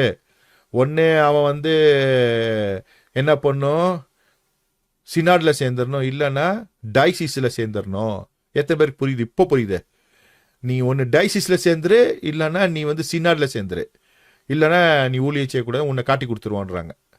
சரியா? அப்படிப்பட்ட காலத்தில் இருக்கிறோம். அப்போ சினாடில் இருக்கிறவங்கெல்லாம் கரெக்டாக இருக்காங்களா, இல்லை டைசிஸில் கரெக்டாக இருக்காங்களான்னா அவங்க தான் சொல்லிக்கிறாங்க. அப்படி கிடையாது. இது நமக்கு தலைவர் கிறிஸ்துவே, நம்மை நடத்துகிற பரிசுத்த ஆவியானவரே, அவர் செய்கிற ஊழியத்தை, அவர் கொடுக்குற ஊழியத்தை நாம் செய்து கொண்டு போவது மிக மிக நல்லது. ஸோ அதற்காக சேரக்கூடாது அப்படின்லாம் நான் சொல்ல வரல. ஆனால் கட்டுப்படுத்தக்கூடாதுன்னு சொல்கிறவங்கள, அவ்வளோதான். அவங்க நம்ம கட்டுப்படுத்தக்கூடாது. நம்ம ஊழியத்தையோ நம்முடைய கருத்துக்களையோ தேவனுக்கு முன்பாக நாம் செய்கிறதான அந்த ஊழியத்தினுடைய பேட்டர்னையோ அவர்கள் கட்டுப்படுத்தக்கூடாது. ஸோ வேதவசனத்தின்படி நாம் சரியாக செய்வதற்கு பரிசுத்த ஆவியானவர் நமக்கு உதவி செய்வார். சரி, ஓகே. நம்ம இங்கே பார்த்தோம் அற்புதமான ஒரு விஷயத்த. சீனாய் மலையில், இங்கே எருசலேமில், எருசலேம் மலையில். ஸோ ரொம்ப ரொம்ப முக்கியமான ஒரு விஷயத்தை பார்த்து கொண்டிருக்கிறோம். எபிரேயர் 12:18 வீட்டில் போய் வாசித்து பாருங்க. இந்த 2 விஷயத்தை பற்றி அங்கே சொல்லியிருக்கோம். சரி, அடுத்தது அந்த வசனம் உங்களுக்கு சும்மாடியே ஒரு கிளாஸ் மாத்திரை போட்டுறேன். எபிரேயர் 12:22 நீங்களோ சீயோன் மலையின் இடத்திற்கும் ஜீவனுள்ள தேவனுடைய நகரமாகிய பரம எருசலேமிடத்திற்கும் 1000-10,000 தேவதூதர்களிடத்திற்கும் சேர்ந்தீர்களே அப்படின்னு சொல்லியிருக்கோம். ஸோ புதிய ஏற்பாட்டு ஊழியத்தில் ரொம்ப தெரிஞ்சுக்க வேண்டிய முக்கியமான விஷயம் என்னன்னா, ஜீவனுள்ள தேவனுடைய நகரமாகிய பரம எருசலேமின் இடத்திற்கும் 1000-10,000 தேவதூதர்கள் இடத்திற்கும் சேர்ந்தீர்களே. பழைய ஏற்பாட்டில் ஒரு குறிப்பிட்ட நபர்களுக்கு மாத்திரம் ஏஞ்சலிக் மினிஸ்ட்ரி இருந்துச்சு. யாருக்கு இருந்துச்சு? எலிசாக்கு இருந்துச்சு. இது போல நிறைய பேர்த்துக்கு இருந்துச்சு. புதிய ஏற்பாட்டில் கர்த்தரை நேசிக்கிற அத்தனை பேருக்கும் ஏஞ்சலிக் மினிஸ்ட்ரி இருக்கு. 1000-10,000 தேவதூதர்களுக்கு சேர்ந்திருக்கீங்க. நாம் தூதர்களை கட்டளிட முடியாது, தூதர்களை கண்ட்ரோல் பண்ண முடியாது. கர்த்தர் அவருடைய தூதர்களை அவர் அனுப்பித்து நம்மை நடத்துகிறார். ஒரு நாளும் எந்த தூதனுக்கு நீ கட்டளிட முடியாது. ஏன்னா அவர்கள் நம் சொற்படி கேட்கிறவர்கள் அல்ல. ஆனால் கர்த்தர் நமக்காக அனுப்பி வைக்கிறார். சிறைச்சாலையில் இருக்கும்போது பேதுருவாக இருந்தாலும் சரி, பவுலுசீலாவாக இருந்தாலும் சரி, அவர்கள் கேட்கவில்லை. அவர்கள் தங்கள் வேலையை செய்து கொண்டிருந்தார்கள். கர்த்தர் தம்முடைய தூதனை அனுப்பி அவர்களை விடுதலையாக்கினார். ஸோ எல்லா இடங்களிலுமே கர்த்தருடைய தூதனானவனை கர்த்தரே அனுப்புகிறார். அதே போல புதிய ஏற்பாட்டில் நமக்கு இந்த ஏஞ்சலிக் மினிஸ்ட்ரி இருக்கு. நம்மை சுற்றிலும் தூதர்கள் இருக்கிறார்கள். இந்த உணர்வு வேணும். கர்த்தர் தம்முடைய சேனையை எனக்கு அனுப்பி வைத்திருக்கிறார். கர்த்தருடைய சேனை என்னோடு இருக்குது. நான் ஊழியக்காரனாக இருக்கிறேன், ஊழியக்காரியாக இருக்கிறேன். இவ்வளவு நாள் வரைக்கும் நான் சரியாக ஊழியம் செய்வதற்கு காரணம், பத்திரமாக இருப்பதற்கு காரணம் அவனை தூதர்களை அனுப்பி இருக்கிறார். அதற்காக தேவனுக்கு நன்றி செலுத்த வேண்டும். ஆனால் இதுவே மற்ற மார்க்கங்களாக இருந்துச்சுன்னா தூதனுக்கே நன்றி சொல்லிட்டு இருப்பானுங்க. என்ன பண்ணுவானுங்க? தூதனை சொல்லிச்சிருப்பானுங்க, போட்டோ மாட்டி வச்சிருவானுங்க, ஈட்டியை கொடுத்துருவானுங்க கையில். அப்படிலாம் செஞ்சிடக்கூடாது. சரியா? தேவனுக்கு நன்றி சொல்லணும். ஆண்டவரே, நீர் உங்களுடைய தூதர்களை என்னை அனுப்பி என் ஊழியத்தை நடத்தி வருகிறீர். என்னோட தனிப்பட்ட வாழ்க்கையில் உங்களுடைய தூதர்கள் என்னோடு இருக்கிறார்கள். உங்களுடைய தூத சேனையே எனக்கு அனுப்பி வச்சிருக்கீங்க ஆண்டவரே, ரொம்ப நன்றி ஆண்டவரன். அவருக்கு நன்றி சொல்லணும். காப்பாற்றப்படும் பொழுதெல்லாம், சில விஷயங்களில் கர்த்தர் நமக்கு கருத்தான ஆலோசனைகளை தரும் பொழுதெல்லாம் அவர் தூதர்கள் நம்மோடு இருந்து நம்மை பாதுகாத்து நடத்துகிறார்கள் என்பதை அவர் உணர்த்துகிறார். தேவனுக்கு நாம் நன்றி சொல்ல வேண்டும். பரிசுத்த ஆவியானவர் எங்கே இருக்கிறாரோ அங்கே அவர்கள் தூதர்கள் இருப்பார்கள். ஏன்னா நம்முடைய ஆண்டவருடைய பேரே என்னன்னா சேனைகளின் தேவன், யெகோவா சவ்வோத். அப்போ தனியாக இருப்பாரா? இருக்க மாட்டார். அப்போ பரிசுத்த ஆவியானவர் நமக்குள்ளே இருந்தால் நமக்குள்ளே யார் இருக்காங்க? நம்ம கூட யார் இருக்கிறாங்க? தூதர்கள் இருக்காங்க. நமக்குள்ள பரிசுத்த ஆவியானவர், நம்மோடு தேவ தூதர்கள். மறந்துடாதீங்க, இந்த ஏஞ்சலிக் மினிஸ்ட்ரி புதிய ஏற்பாட்டில் கர்த்தர் கொடுத்துருக்கிற மிகப்பெரிய விஷயம். அதை குறித்து நிறைய பேசுறதே நம்ம இல்லை. பரிசுத்த ஆவியானவர் வந்தால் என்னெல்லாம் நடக்கும் அப்படின்னா, புதிய ஏற்பாட்டில் வாசிக்கும் பொழுது ஒருத்தன் ஒரு இடத்துலேருந்து இன்னொரு இடத்துக்கு போயிட்டான். யாரு?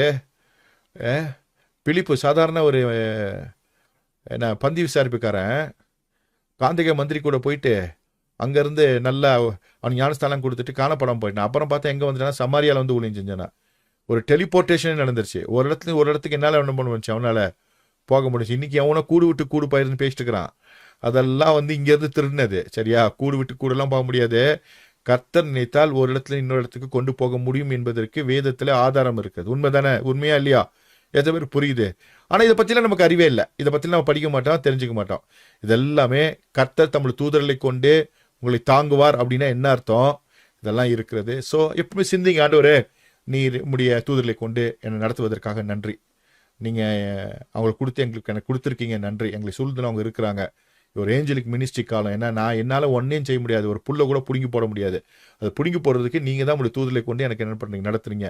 நீங்கள் தான் என்ன ஊழியம் செய்ய வைக்கிறீங்க அப்படின்னு நம்ம புரிஞ்சுக்கணும். உண்மை தானே? நம்ம போய் ஆண்டவருக்கு எதாவது செஞ்சிட முடியுமா? வானத்தை வில்லா வளைச்சிட முடியுமா? அப்படியே உலகத்தையே மாற்றிட முடியுமானா? அதற்கு உதவி செய்யணும், கர்த்தர் தான் உதவி செய்யணும். அவரே கரத்தை நீட்டி அவரே உதவி செய்து என் புள்ள செஞ்சிருச்சுன்னு அவர் பெருமை பாராட்டணும். நம்ம அதை வச்சு நான் செஞ்சுட்டேன், ஆண்டவர் உதவி செஞ்சேன், நம்ம பெருமை பாராட்டணும். அவ்வளோதான். ஸோ எல்லா பெருமைக்கும் பாத்திரர், எல்லா துதிக்கும் பாத்திரர் அவர் ஒருவர் தான். ஊழியம் செய்வதற்கு உதவி செய்வதே அவர் தான். நம்மளால் ஒன்றுமல்ல, இது கர்த்தருடைய ஈவு என்பதை தெரிந்து கொள்ளணும். ஆனால் இந்த விஷயத்தை ஞாபகம் வைத்துக் கொள்ளுங்க, ரொம்ப முக்கியமான விஷயம். புதிய ஏற்பாட்டில் ரொம்ப ரொம்ப முக்கியமான விஷயம். அடுத்தது கடைசியா இதோடைய அப்ஸ்ட்ராக்ட் பார்த்துருவோம். இதுதான் ரொம்ப முக்கியமான விஷயம். என்ன அப்படின்னா, இந்த வசந்தகால பண்டிகைகளினுடைய ஞானார்த்தமான காரியங்கள், அதனுடைய அடிப்படைகள் என்ன அப்படின்றது இங்கே போட்டிருக்கேன். சும்மா ஈஸியாக புரியும்படியா. முதல்ல பெசா அப்படின்னு போட்டிருக்கேன். பஸ்கா, அடிமைத்தனத்திலிருந்து விடுதலை. முதல்ல ஒரு மனிதன், இந்த உலகத்தில் வாழுகிற மனிதன், அவன் விடுதலையாக்கப்பட வேண்டும். என்றைக்கு ஏதேன் தோட்டத்தில் சாத்தானுடைய சொல் கேட்டு, பிசாசின் சொல் கேட்டு தன்னை விற்று போட்டார்களோ, அடிமையாக்கினார்களோ, அன்றையிலிருந்து ஒரு மனிதனுக்கு விடுதலை தேவைப்படுகிறது. அவனுடைய ஆவி, ஆத்மா, சரீரம் விடுதலையாக்கப்பட வேண்டியதாக இருக்குது. அவன் சிந்தனை விடுதலையாக்கப்பட வேண்டியதாக இருக்கிறது. அந்த அடிமைத்தனத்திலிருந்து விடுதலையாக்குவதற்கு அடையாளமாகத்தான் எகிப்து தேசத்தில் அன்றைக்கு எபிரேயர்களான இந்த யூதர்கள் அடிமைப்பட்டிருந்தார்கள். முதல்ல மனித பிடியிலிருந்து விடுதலை. அந்த மனித பிடியிலிருந்து விடுதலைக்கு காரணம் பின்னணியிலே பிசாசு. ஸோ ஒரு மனிதன் முதலிலே விடுதலையாக வேண்டியது என்ன அப்படின்னா, மனித பிடியிலிருந்தும் பாவ பிடியிலும் இருந்தும். அந்த பாவ பிடிக்கும் மனித பிடிக்கும் காரணம் என்ன? பின்னணியில் செயல்படுவது என்ன? பிசாசு. ஸோ பாவப்பிடி மறந்து விடக்கூடாது. அது கீழ்ப்படியாமையிலிருந்து ஆரம்பிக்கும், அல்லது பேராசையிலிருந்து ஆரம்பிக்கும். ஸோ ஏதேன் தோட்டத்தில் தேவர்களை போல இருப்பீங்கன்னும் போது ஒரு பேராசை, உங்கள் கண்ணெல்லாம் திறந்துடும் போது ஒரு பேராசை, அப்புறம் வந்ததுதான் கீழ்ப்படியாமை இல்லையா? ஆசை, இச்சையினால் வந்ததான ஒரு விஷயம். ஸோ இது ஒரு பாவத்திலிருந்து முதல்ல நம்மை விடுதலையாக்குகிறது, விடுதலையாக வேண்டும். அதுதான் பேசா. அடுத்தது என்னன்னா, மனித பிடியிலிருந்து. ஸோ நிறைய மனிதர்கள் பாவத்திலிருந்து கூட விடுதலை ஆயிடுவாங்க. மனுஷங்கிட்ட இருந்து விடுதலை ஆவது பெரிய டாஸ்க். அன்பினாலேயோ, அதிகாரத்தினாலேயோ, பணத்தினாலேயோ, சூழ்நிலைகளை காட்டியோ ஒரு மனிதனை அடிமைப்படுத்தி வைப்பது என்பது வரலாறு முழுவதுமாக நடந்து கொண்டிருக்கிறது. எகிப்து தேசத்தில் இருந்ததான இந்த எபிரேயர்கள் என்ன சொன்னாங்கன்னா, அவங்க சொன்னாங்க, அங்கே நாங்கள் நல்லா தான் இருந்தோம், வனாந்தரத்தில் மண்ணாவெல்லாம் சாப்பிட்டு ஜாலி அப்படியே இருந்தது. என்ன, அவங்களோட சப்பல் தேஞ்சு போலியாமா, அவங்களோட வஸ்திரம் பழசாகலையாமா. அப்படி இருந்தவனுங்க சொல்கிறானுங்க, அங்கனுங்க இருந்தால் வெள்ளை பூண்டு வெங்காயமும் கிடச்சிருக்கும், நல்லா சாப்பிட்ருந்தோம். இங்கே வந்தால் வெள்ளை பூண்டும் கிடைக்கல, வெங்காயம் கிடைக்கல, இறைச்சியும் கிடைக்கலன்னு புலம்புனான்லாம். எத்தனை பேருக்கு புரிஞ்சிச்சு? புரியுதா உங்களுக்கு? புரியுதா? ஸோ வெள்ளை பூண்டும் கிடைக்கல, வெங்காயமும் கிடைக்கலன்னு சொன்ன ஆளுங்க தான். அந்த அளவுக்கு அடிமைத்தனம் என்பது, மனிதன் கையில் அடிமைத்தனம் என்பது ஒரு மிகப்பெரிய ஒரு விஷயம். அதிலிருந்து விடுதலையாக்கப்பட வேண்டும். உங்களை யாராச்சும் கண்ட்ரோல் பண்ணுறாங்களா? அன்புனால, அதிகாரத்தினால, உறவை காண்பித்து, பணத்தை காண்பித்து, பயத்தை காண்பித்து, உனக்கு எதிர்காலம் என்னை விட்டா போயிட்டு இருக்காதுன்னு சொல்லி, நீ ஒன்றும் இல்லைன்னு சொல்லி, நீ வெட்டுன்னு சொல்லி அடிமைப்படுத்தியிருந்தாங்கன்னா, இதுலேருந்து முதல்ல கர்த்தர் விடுதலையாக்குறார். மனித பிடியிலிருந்து விடுதலையாவது என்பது மிக மிக முக்கியமான விஷயம். நாமும் யாரையும் அடிமைப்படுத்தக்கூடாது, நீங்களும் யாருக்கும் அடிமையாக இருக்கக்கூடாது. எத்தனை பேருக்கு புரிஞ்சிச்சு? யாரையாச்சும் நீங்கள் கண்ட்ரோலில் வச்சுருந்தீங்கன்னா முதல்ல அந்த கண்ட்ரோலை விட்டுருங்க. கர்த்தர் அவங்கள பார்த்துக்குவாரு. நீங்களாம் அவ்வளோ பெரிய ஆளுங்கள்ல, நீங்களும் நானும் அவ்வளோ பெரிய ஆள் இல்லை. ஒருத்தர் அப்படியே நடத்திட்டு போய் பரலோகம் கொண்டு போய் சேர்க்குற அளவுக்கு கர்த்தர் தான் நடத்தி செல்லணும். ஒருவேளை பயம், இல்லை அவங்க நான் இல்லைன்னா அவங்க நடக்க மாட்டாங்க, இல்லை நான் இல்லைன்னா அவங்களுக்கு ஒன்றும் நடக்கிறது இல்லை, கர்த்தர் கையில் ஒப்பு கொடுங்க. உங்களை விட உங்கள் கர்த்தர் தான் நல்லா நடத்தி செல்வார். அல்லேலூயா. ஸோ மனித பிடி என்பது நம்மிடத்தில் இருக்கக்கூடாது, நம்மை யாரும் அடிமைப்படுத்தக்கூடாது. முதல்ல பாவத்திலேருந்து விடுதலை ஆகிடுவோம், அது உண்மைதான். ஏன்னா நமக்கு தெரியும், இல்லைன்னா கூட தப்புன்னு தெரிஞ்சு கிராஜுவலாக வெளியே வந்துடும். மனித பிடியில் சிக்கி இருப்பது என்பது நாம் யாராச்சும் அடிமைப்படுத்தி இருக்கிறோமா என்பதும் தெரிந்து கொள்ளணும். அதே போல் மற்றவர்கள் நம்மை அடிமைப்படுத்தி வைத்திருக்கிறார்களா என்பதை தெரிந்து எது வேணா இருக்கலாம். இந்த உலகத்தில் எது வேணா அடிமைப்படுத்தலாம். ஒரு ஹீரோ உங்களுக்கு அடிமைப்படுத்தி வச்சிருக்கலாம். இன்றைக்கெல்லாம் சினிமா மோகம் நம்ம ஆளுங்களுக்கு. கிரிக்கெட்டை ஒருத்தர் பார்த்தீங்கன்னா என்னத்தான் மீட்டிங் இருந்துச்சுன்னா காஸ்பிள் மீட்டிங்காக இன்னொன்று அது கிரிக்கெட் விளாண்டா தோனியை பார்க்கலானே உனக்கு தூக்கம் வராது. இன்னும் ரொனால்டோ ஒரு அடி கிக் அடித்து ஒரு பால் உள்ளே போய் கோலில் உளுந்தா பார்த்தா தான் உனக்கு. ஏன்னா ரொனால்டோவுக்கு அடிமை, கண்ணுக்கு தெரியாமல் அடிமை. டெய்லி எடுத்து அவனை தான் பார்க்குறது.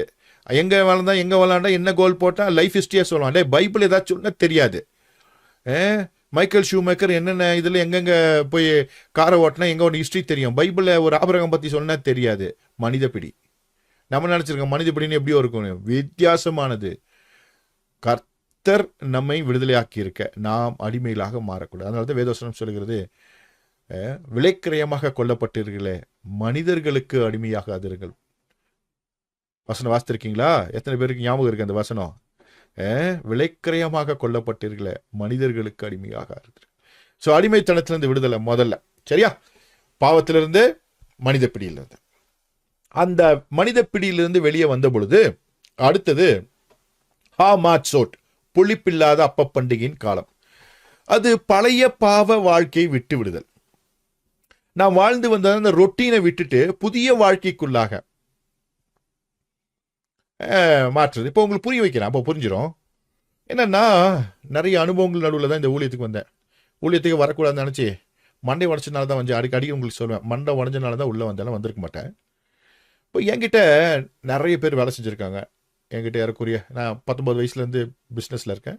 அதுக்கப்புறம் நிறைய இடத்துல மேனேஜராக வேலை செஞ்சுருக்கேன். அப்போது ஒரு இடத்துல மேனேஜர் வேலை செய்யும்போது என்கிட்ட ஒரு 90 பேர் வேலை செஞ்சாங்க. அதில் இருக்கிற நிறைய பேர் கூலி வேலை செய்கிறவர்கள், அதாவது டெய்லி வேஜஸ் மாதிரி. ஆனால் மந்த்லி சேலரி தான், ஆனால் கூலி வேலை செய்து கொண்டிருந்து அதுக்கப்புறம் என்கிட்ட வந்து பர்மனெண்ட்டாக வேலை செய்கிறவங்க. அவங்ககிட்ட ஒரு வேலையை கொடுத்தா என்ன பண்ணுவான்னா, காலிலேருந்து சாயந்தரம் மட்டும் அதே வேலையை செஞ்சுட்டு இருப்பான். அதாவது 1 ஹவரில் செய்ய முடிய வேண்டிய வேலையை அப்படியே புரிய முடியாது சொன்னால், ஒரு மண்ணை எடுத்தாங்க கொட்டினா மண்ணை எடுக்கும்போது குனிஞ்சு நின்றுக்கிட்டு 10 நிமிஷம் நிற்பான். அப்புறம் அப்படியே 4 எடுத்து போவான், இப்படி வைப்பான். இப்படி நின்று ஒரு 5 நிமிஷம் நிற்பான். நடந்துட்டு போகும்போதே என்ன பண்ணுவான், மெதுவாக நடந்து போவான். அங்கே அப்படியே கொட்டிட்டு வராமல் அங்கே நின்று என்னப்பா யோசிப்பான், அப்புறம் கொட்டுவான், திரும்ப அதை அந்த பாத்திரத்தை எடுப்பான், திரும்ப அப்படியே நடந்து வருவான். இவன் நடந்து போகிறதுலையும் யோசிக்கிறதுலையுமே அவன் தன்னுடைய அந்த நாளை கழிச்சிருவான். ஏன்னா கூலி என்பது சாயங்காலம் அவனுக்கு வந்துடும். அந்த கூலிக்கார புத்தி அவனுக்கு போக மாட்டேங்குது. நான் மந்த்லி சேலரி நல்லா கொடுக்குறேன், எல்லாமே வாங்கி கொடுத்துட்றேன், அவனுக்கு இன்சென்டிவ் இருக்குது, அதெல்லாம் அவனுக்கு தெரியல. அந்த கூலி புத்தி அவனை விட்டு போகிறது இல்லை. நான் சொல்லுவேன், அவனை கூப்பிட்டு வாடா, டே கூலி புத்தியெல்லாம் உங்களை விட்டு போகிறது இல்லைடா, ஏன்டா இப்படி இருக்கீங்க? ஆனால் அவனுக்கு என்ன சொன்னாலும் அந்த மனசில் மாற்றம் அவனுக்கு இல்லை. ஏறக்குறைய 1 வருடங்கள் அவர்களெல்லாம் மாற்றி இன்றைக்கு பெரிய வேற லெவலில் இருக்கான பசங்க. ஆனால் அந்த அடிமைத்திலிருந்து விடுதலை ஆக்குவதுக்கு அவன் சொல்லுவதற்கே எனக்கு 1 வருடம் தேவைப்பட்டது. ஏன்னா இப்போ நான் ஊழியக்காரன் இல்லை, ஒரு பார்ட் டைம் ஊழியக்காரன். ஸோ அந்த முழு நேர ஊழியக்காரனாக தான் நிறைய விஷயம் செஞ்சுருக்கலாம் அப்படின்னு யோசித்தேன். இது போன்ற நிறைய பேர் விடுதலை ஆக்கியிருக்கலாம். அந்த அடிமை புத்தி என்பது ஒரு மனிதனை பாவத்திற்குள்ளாக்கும். அப்படி டிலே டாக்டிஸ் பண்ணுறதே டெய்லி 4 நாள் செய்ய வேண்டிய, 1 நாள் 1/2 ஹவரில் செய்ய வேண்டிய வேலையை 1 நாள் செஞ்சாலே பாவம் தானே? உண்மை தானே? எத்தனை பேருக்கு புரியுது? ஏமாத்து வேலை தானே நம்ம நினைக்கிறோம். நம்ம வேலைக்காரன் அப்படி வேலை செய்கிறவன் அது சொன்ன வேலையை சரியான நேரத்துக்கு செஞ்சு முடிக்கலன்னா அது பாவம். அதே போல் நாம் கொடுத்துருக்கிற வேலை 1 நாளில் முடிஞ்சிடும் தெரிஞ்சும் டிலே டாக்டிஸ் பண்ணி அதனால் ஒரு ஆதாயம் தேடினால் அது குற்றம். அப்போ எகிப்து தேசத்துலேயே உனக்கு எப்படியெல்லாம் பண்ணியிருப்பானுங்கன்னு பார்த்தீங்கன்னா, அப்படிலாம் பண்ணனால தான் என்ன பண்ணானுங்கன்னா எகிப்தியர்கள், உனக்கு இதுவும் கொடுக்க மாட்டேன், வைக்கோலும் கொடுக்க மாட்டேன், ஒன்று கொடுக்க மாட்டேன், அதே அளவு செய்யுங்கண்ணா. ஏன்னா இவனுக்கு பயங்கரமாக டைம் பாஸ் பண்ணியிருக்கானுங்க. அங்கே வனாந்திரத்தில் வந்தாலும் அதே புத்தி அவர்கள் விட்டு மாறி போகவில்லை. எத்தனை பேருக்கு புரியுது? அடிமைத்தனத்தினுடைய வெளிப்பாடு அது. அந்த பாவ பழைய வாழ்க்கையை விட்டுவிட வேண்டும்.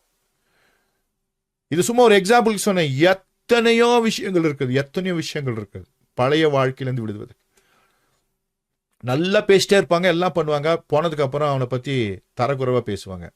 முன்னால உன்னை விட்ட யாருமே இல்லையா அப்படின்வானுங்க, பின்னால் போனால் மட்டை தட்டி முடிச்சு கட்டிடுவானுங்க. இப்படி பார்க்குறோம், ரெட்டை வேஷெல்லாம் பார்க்குறோம்ல. இது பழைய வாழ்க்கையுடைய அனுபவம். மோசேக்கு விரோதமாக முறுமுறுத்தார்கள் அப்படின்னா என்ன அர்த்தம்?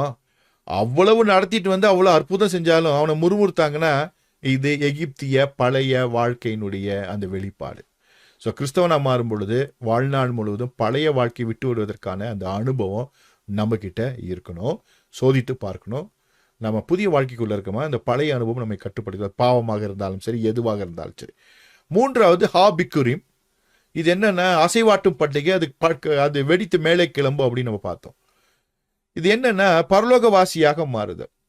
இந்த பிடிமான அந்த பழைய வாழ்க்கையை விட்டு விடும் பொழுதுதான் you became a heavenly citizen.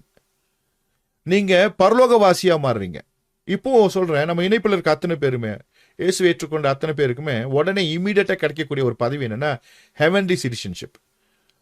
நம்முடைய குடியிருப்போ பரலோகத்தில் இருக்கிறது. நாம் இங்கே வழிபோக்கர்களாய் நாம் இங்க இருக்கிறோம். இந்த உலகத்துல தேவையானதை பரலோகம் தான் சப்ளை பண்ணுகிறது. இயேசு ஏற்றுக்கொண்டு ரட்சிக்கப்பட்டு இந்த இதுக்குள்ள ப்ரோக்ராம்குள்ள இருக்கிற அத்தனை பேரையும் பார்த்து நான் சொல்றேன், இன்னைக்கு நீங்க செஞ்சுட்டு இருக்க தொழிலாக இருக்கட்டும், ஊழியமாக இருக்கட்டும், பரலோகம் தான் உங்களுக்கு கிராண்ட் பண்ணியிருக்கு. ஒருவேளை லட்சங்களை சம்பாதிக்கலாம், ஆயிரங்களை சம்பாதிக்கலாம். This is because not because of your என்ன சொல்றது talent or your situation. It is because of heaven. நீங்க எந்த ஊர்ல இருக்கலாம், எங்க வேணா இருக்கலாம். It is because of heaven. ஆண்டவர் தான் உங்களுக்கு அனுமதிச்சிருக்காரு. இவ்வளவு சம்பாதிக்கணும், இப்படி இருக்கணும்னு ஆண்டவர் தான் உங்களுக்கு அனுமதிச்சிருக்கிறாரு. குறைவாக சம்பாதிப்பதும் நிறைவாக சம்பாதிப்பதும் அவர் கையில் இருக்கு. மேபி நீங்க என்ன வேணா செய்யலாம். உங்க குடும்பத்தை நல்லா தான் நடத்திட்டு இருக்காரு. நீங்க தான் புலம்பிட்டு இருக்கிறீங்க. எப்பவுமே ஹெவன் என்ன பண்ணுன்னா அபண்டன்ட்டா ஆசீர்வதிக்காது, ரொம்ப அப்படியே அள்ளி குமிக்காது. நிறைவா ஆசீர்வதிக்கும். குறைவாகவும் ஆசீர்வதிக்காது, நிறைவு. ஓவரா ஆசீர்வதிக்காது. ஏன்னா ஓவரா ஆசீர்வதிச்சா நம்ம பிடிமான அந்த பூமிக்குள்ள பிடிச்சிரும். நம்ம வெடித்து கிளம்ப மாட்டோம். ஹெவன்லி சிட்டிசனை நம்ம என்ன பண்ணிடுவோம்னா கட் பண்ணிட்டு ஏர்த்லி சிட்டிசன்ல ரொம்ப சந்தோஷமாயிருவோம். அதனால நிறைவாய் கொடுப்பார், குறைவாய் அல்ல, அளவுக்கு அதிகமாய் கொடுக்க மாட்டார். உங்கள் தேவைகள் எல்லாமே சந்திக்கப்படாது, ஆனால் எசென்ஷியலா இருக்க அத்தனை தேவைகளும் சந்திக்கப்படும். அப்போ நீங்க ஒருவேளை என்ன சொல்லலாம், ஒரு பென்ஸ் கார் கேட்டீங்கன்னா கண்டிப்பா ஒரு மாருதி கார் கிடைச்சிடும். ஆனா சந்தோஷமே ஏத்துக்கணும். உங்க ஊழியத்துக்கு உங்க வாழ்க்கைக்கு அது போதும். ஏன்னா அதை வச்சு என்ன பண்ண போறீங்க தெரியாது. ஆனால் பக்கத்துல வச்சிருப்பான், அவன் அங்க மேல வரப்போறது இல்லை. Is not heavenly citizen, he is earthly citizen. அவனுக்கு அது கிடைக்கும். ஏன்னா அவன் பூமியோட ஒட்ட போறான். அவனுக்கு அப்படி கொடுத்தா தான் அவன் பூமியில ஒட்டுவான். நீங்களும் உங்களுக்கு எனக்கு கர்த்தர் சில விஷயங்களை கொடுக்க மாட்டார். கெஞ்சி கேட்டாலும் கொடுக்க மாட்டாரு. கவலைப்படாதீங்க. கொடுக்கலன்னா ரொம்ப சந்தோஷப்படுங்க. சரியானதை கொடுத்திருக்கிறார், தேவையானதை கொடுத்திருக்கிறார். இந்த ஃப்ரஸ்ட்ரேஷன் நம்மளை விட்டு போயிடணும். என்ன ஃப்ரஸ்ட்ரேஷனா, இவ்வளவு நாள் ஜாம் பண்றேன், இது நடக்கவே மாட்டேங்குதே, எல்லாம் போயிட்டானுங்க முன்னால், நான் மட்டும் இப்படி இருக்கேனே அப்படின்னு நினைச்சீங்கன்னா கர்த்தர் உங்களை சரியா நடத்துறாரு. ஹெவன் உங்களை சரியா தான் போஷிக்குது அப்படின்னு நினைச்சுக்கணும். ஆனா ஒண்ணு இருக்கு, அதுல ஹெவன் கொடுக்கும் பொழுது அல்ல தட்டுகிறவர்கள், இது வேண்டான்னு தூக்கி விட்டு வீசுறவங்க இருப்பாங்க. ஏன்னா அந்த விரக்தியின் எல்லையில நல்ல பொருளை கொடுத்தா கூட நம்ம குழந்தைங்க தூக்கி வீசும்ல இல்லையா? வீட்டில் ஒரு குழந்தைங்க அப்படிதான் பண்ணோம். நல்ல பொருளை கொடுப்போம், அதுக்கு முன்னாடி ஒன்று கேட்டு கொடுத்துக்க மாட்டோம், தூக்கி வீசி அடிச்சு ஆளும் பாருங்க. அது மாதிரி அப்போ நம்ம இந்த 4 சாத்துவான் நம்ம பிடிச்சி கொடுக்குறது வாங்க மாட்டேங்கிற, இது பொருளோட மேன்மையே தெரில. அது மாதிரி ஆண்டோட்டையும் உத வாங்க வேண்டியதாக இருக்கும். ஆனால் திருப்பி அன்பா அணைச்சிருவாரு. ஆனால் உத வாங்கி தான் அனுப்பாரு. அது தண்டனை அல்ல, திருத்துவதற்கான வழி. நம்ம ஆண்டர் தண்டிக்கிறது இல்லை இல்லையா? சிற்றை மாத்திரம் தான். சரியா? ஓகே. ஸோ ஹாபிக்ரீம் பரலோகவாசிகள், யூ பிலாங்ஸ் டு ஹெவன். உங்கள் குடியிருப்பு பரலோகத்தில் இருக்குது, உங்கள் சிட்டிசன்ஷிப் ஹெவனில் இருக்குது. அதனால எப்பொழுதுமே நீங்கள் பரலோகவாசிகள் தான். உங்கள் சப்ளை பரலோகத்திலிருந்து தான் வருகிறது. எந்த நன்மையான ஐயவும் ஜோதிகளின் பிதாவின் நிலத்தில்தான் இறங்கி வருகிறது. ஒரு வேலையா சாங்ஷன் ஆகிறது, பூமியில தான் வேலை செய்றீங்க. ஆனால் அந்த சாங்ஷன் பண்ணுறது கர்த்தர். உங்களுக்கு வேண்டியவன சுகமா, பலனா, ஜீவன, ஆரோக்கியமா, எதிர்காலம் எல்லாமே கர்த்தர் சாங்ஷன் பண்றாரு. கொழுப்பு செஞ்சு பண்ணி எதாச்சும் இழந்துடக்கூடாது. அது சோம்பேறித்தனமாக இருந்து எதையும் விட்டு விடக்கூடாது. சரியா இருந்தால் பரிசுத்த ஆவியானவர் நமக்கு எல்லாவற்றையும் வாய்க்க பண்ணுவார். இது பரலோக வாசிக்கு அடையலாம். அதனால தான் அந்த வனாந்திர பயணத்துல வானத்தின் மன்னா, கண்மலை அடிச்சா தண்ணி, ரொம்ப ரொம்ப சூப்பரா எல்லாத்தையும் கொடுத்தாரு. உங்களுக்கு புரியும்படியா சொல்றேன், இப்போ உங்களுக்கு புரிஞ்சிடும். வனாந்திரத்துல ஆண்டவர் சொல்றாரு, இவனுக்கு என்ன பண்ணிருக்கானுங்கன்னா, அந்த வனாந்திரத்துல எல்லாரும் கறி சாப்பிட்ற ஆசை வந்துருச்சுப்பா. இவங்களுக்கு எல்லாத்துக்குமே கறி சாப்பிட்ற ஆசை வந்துருச்சு. இப்போ மோசைட்ட சொல்றாங்க, அங்க இருந்து தானே சாப்பிட்டு இருப்போமா, நல்லா இங்க ஒண்ணுமே இல்லை. பாண்டர் மோசையை கூப்பிட்டு சொல்றாரு, இவங்க அத்தனை பேத்துக்கு நான் கறி கொடுக்க போறேன்ப்பா, எல்லாத்துக்கும் நான் காடை கொடுக்க போறேன்றார். அப்போ சொல்லும்போது சொல்றாரு, எப்படின்னா 6 லட்சம் புருஷர்களாம். படிச்சிருக்கீங்க தானே? 6 லட்சம் புருஷர்கள், 6 லட்சம் புருஷர்கள் மாத்திரம். அப்போ அவங்க மனைவிமார்கள் அப்படின்னா ஒரு 6 லட்சம் பேர். சரி, ஒவ்வொருத்தருக்கும் 2 குழந்தை வச்சுக்கலாம், நிறைய இருந்திருக்கும். பட் நாம் இருவர் நமக்கு இருவர், நம்ம எல்லாம் நாம இருவர் நமக்கு ஒருவர் அப்படி வந்து இப்போ நாமே இருவர் நமக்கேன்னு ஒருவர்னு வந்துருச்சு, அதை விட்டுறலாம். நாம் இருவர் நமக்கு இருவர், சரியா? அப்போ 2 குழந்தைங்கன்னா அது ஒரு 12 லட்சம், சரியா? 6 லட்சம் புருஷர்கள், 6 லட்சம் மனைவி, 12 லட்சம் பிள்ளைகள். 6 லட்சம் ஆண் பிள்ளைகள், 6 லட்சம் பெண் பிள்ளைகள், குழந்தைங்கன்னு வச்சுக்கலாமே. அப்போ எவ்வளோ ஆச்சுங்க? கணக்கு போட்டுக்கோங்க, 24 லட்சம் பேர். ஓகே. ஆண்டவர் சொன்னாரு, 1 மாசம் அளவுக்கு நான் கறி தருவேன். எவ்வளோ மாசத்துக்கு? 1 மாசம். மூக்கு வழியா அது வெளியே வர்ற வரைக்கும் நீ கறி சாப்பிடுவேன்னாரு. போய் படிச்சு பாருங்க வீட்டில். மூக்கு வழியா கறி வர்ற வரைக்கும் உனக்கு சாப்பிட வைப்பாண்டான்னார். சரி, ஓகே. இப்போ யோசிச்சு பாருங்க, 24 லட்சம் பேர் மூக்கு வழியா வர அளவுக்குன்னா அட்லீஸ்ட் ஒரு நாளைக்கு 2 காடைனாச்சும் சாப்பிடணும் இல்லையா? மினிமம். ஆமாம், கரெக்ட். ஒன்றுன்றது காடை சைஸ் எவ்வளோ இருக்கும்? காடைன்றது ஒரு பெரிய 1 கிலோ 1.5 கிலோலாம் இருக்காது. மூக்கு வழியாக வரணும்னா அட்லீஸ்ட் வந்து ஒருத்தன் 10 காடை சாப்பிடணும். நான் 2 காடைக்கு தான் எடுத்துக்கிறேங்க, சரியா? 2 காடை ஒரு நாளைக்கு 24 லட்சம் அப்படின்னா 48 லட்சம் காடை ஒரு நாளைக்கு. 30 நாளைக்கு எவ்வளவு? கால்குலேட்டர் இருந்தால் கால்குலேட் போட்டு தட்டி பாருங்க பார்க்கலாம். ஒருத்தனுக்கு 2 காடை, 24 லட்சம் பேர், ஒரு நாளைக்கு 48 லட்சம் இது. அப்போ ஒரு 10 நாளே எடுத்துட்டா நம்ம என்னாச்சு? 4 கோடியே 8 லட்சமா? சரி, அப்போ 3 நாளைக்கு 3 12, சரி, அப்படியே போட்டிங்கன்னா ஒரு 20 கோடி, சரியா? மாசத்துக்கு 20 கோடி காடை கொடுக்கணும். எங்க இருக்கு? எந்த ஃபேக்டரியில் இருக்கு? ஒரு ஸ்டாட்டிஸ்டிக்ஸ் சொல்றேன். இந்தியாவில், தமிழ்நாட்டில் ஒரு நாளைக்கு 12 லட்சம் கோழி குஞ்சு ப்ரொடியூஸ் பண்றாங்க, சரியா? நல்ல கவனம் வச்சுக்கணும். ஸ்டாட்டிஸ்டிக்ஸ் 12 லட்சம் கோழி குஞ்சு ஒரு நாளைக்கு ப்ரொடியூஸ் பண்றாங்க. அதில் 40% கேரளாக்கு போயிருது, மிச்சம் இங்கே இருக்கு. 12 லட்சம் தான். எவ்வளோ இருக்கு? நாமக்கல் ஃபுல்லாக, தமிழ்நாடு ஃபுல்லாக நிறைய பண்ணைகள் இருக்கு. தலைவர் என்ன பண்ணையா வச்சிருக்கிறாரு? கொடுத்தாரு பாருங்க, 30 நாள் சாப்பிட்ருக்கானுங்க. எனக்கு தெரிஞ்சு ஒரு நாளைக்கு 10 காடை சாப்பிட்ருக்கணுங்க. அதாங்க என்னுடைய கணக்கு. ஏன்னா அது பாளையம் ஃபுல்லாக நிரம்பி இருந்துச்சாமா. 30 நாள் சாப்பிட்ருக்காங்க. அப்போ ஹெவன்லி சப்ளைனா அதுதாங்க. நீங்கள் இங்கே இடத்துக்கு போகிறீங்க, இங்கே நீங்கள் இருக்க போகிறீங்க, அதாவது 430 வருஷம் கழிச்சு தான் வெளியே வர போகிறான். அப்போ அவனுக்கு கறி தேவைப்பட்டா அவனுக்கு எங்கேருந்து கொண்டு வரணுன்னு தலைவர் என்ன பண்ணியிருக்காரு? பிளான் பண்ணியிருக்காரு. எங்கேயோ ப்ரீட் பண்ணி அது காற்றுல பறந்து இங்கே வந்து விழுந்து 1 மாதம் கடந்து அது சாகாமல் அது உயிரோடு இருந்து. யோசித்து பாருங்கள், 30 காடையை ஒன்றா போட்டால், கூண்டில் போட்டால் செத்து போயிடும். புரியுதா? கோழி வண்டியில் கோழி வரும்போது ஒரு மேலே ஒரு கோழி விழுந்தே என்ன பண்ணிடுது? வரும்போது 4 கோழி 5 கோழி 10 கோழி 20 கோழி செத்து போயிடுது. கோழியெல்லாம் சாகாமல் காடையெல்லாம் சாகாமல் இருந்தது. இன்னொன்று, காடை என்பது சும்மா மெதுவாக போகிறது கிடையாது. காடையை பிடிச்சிருக்கீங்களா? தெரியும், இந்த வில்லேஜில் இருக்கவங்களுக்கு உங்களுக்கு தெரியும். காடை அவ்வளோ ஃபாஸ்ட்டாக போகும். அத்தனை காடையும் பிடிச்சி இவங்க சாப்பிட்ருக்கானுங்கன்னா பார்த்துக்கோங்க எப்படி இருந்திருக்குன்ட்டு. ஸோங்க, நம்ம ஆண்டவர் ஹெவன்லி சப்ளைன்னா, ஹெவன்லி சப்ளை பயங்கர சப்ளை. அதெல்லாம் கால்குலேட் பண்ணவே முடியாது. அதான் சொல்கிறாங்க, மோசம் சொல்கிறான், ஆண்டவரே கடலில் இருக்க எல்லா மீனையும் வாரி கொண்டு வந்து போட்டாலும் இவங்களுக்கு பத்தாதேன்றான். என்ன சொன்னால், கடலில் மச்சங்கள் அத்தனையும் வாரி கொண்டு போட்டாலும் இவங்களுக்கு பத்தாதே ஆண்டவர், எப்படி ஆண்டவரை கொடுப்பார்? அப்போ சொல்கிறேன், என் கரம் குறுகி போயிட்டோ நீ பாரு அப்படின்னுவார். சரியா? Heavenly supply, it is not easy joke. I am very serious. கர்த்தர் பயங்கரமாக உங்கள் தேவைகளை சந்திப்பார். ஏதோ இன்னைக்கு குறை மாதிரி தெரியுதா அப்படின்னா கர்த்தர் உங்களை சரியாக தான் நடத்துகிறாரு. அவரால் இப்படி அற்புதம் செய்ய முடியுமானா கண்டிப்பாக செய்ய முடியும். He is able. சரியா? அவ்வளோ பெரிய தெய்வத்தை நான் வைத்திருக்கோம். புரிஞ்சுக்கிறதுக்காக நான் சொல்கிறேன், பரலோக வாசினா ஹெவன்லி சப்ளை தான். பாக்கெட்டில் வச்சுருக்க ₹1 இருக்கட்டும், நீங்கள் போட்டிருக்க ஷர்ட்டாக இருக்கட்டும், நீங்கள் வைத்திருக்கிறதான பர்ஸாக இருக்கட்டும், வீட்டில் இருக்க கரண்டியாக இருக்கட்டும், குழம்பு கரண்டியாக இருக்கட்டும், எல்லாம் it is all from heavenly supply.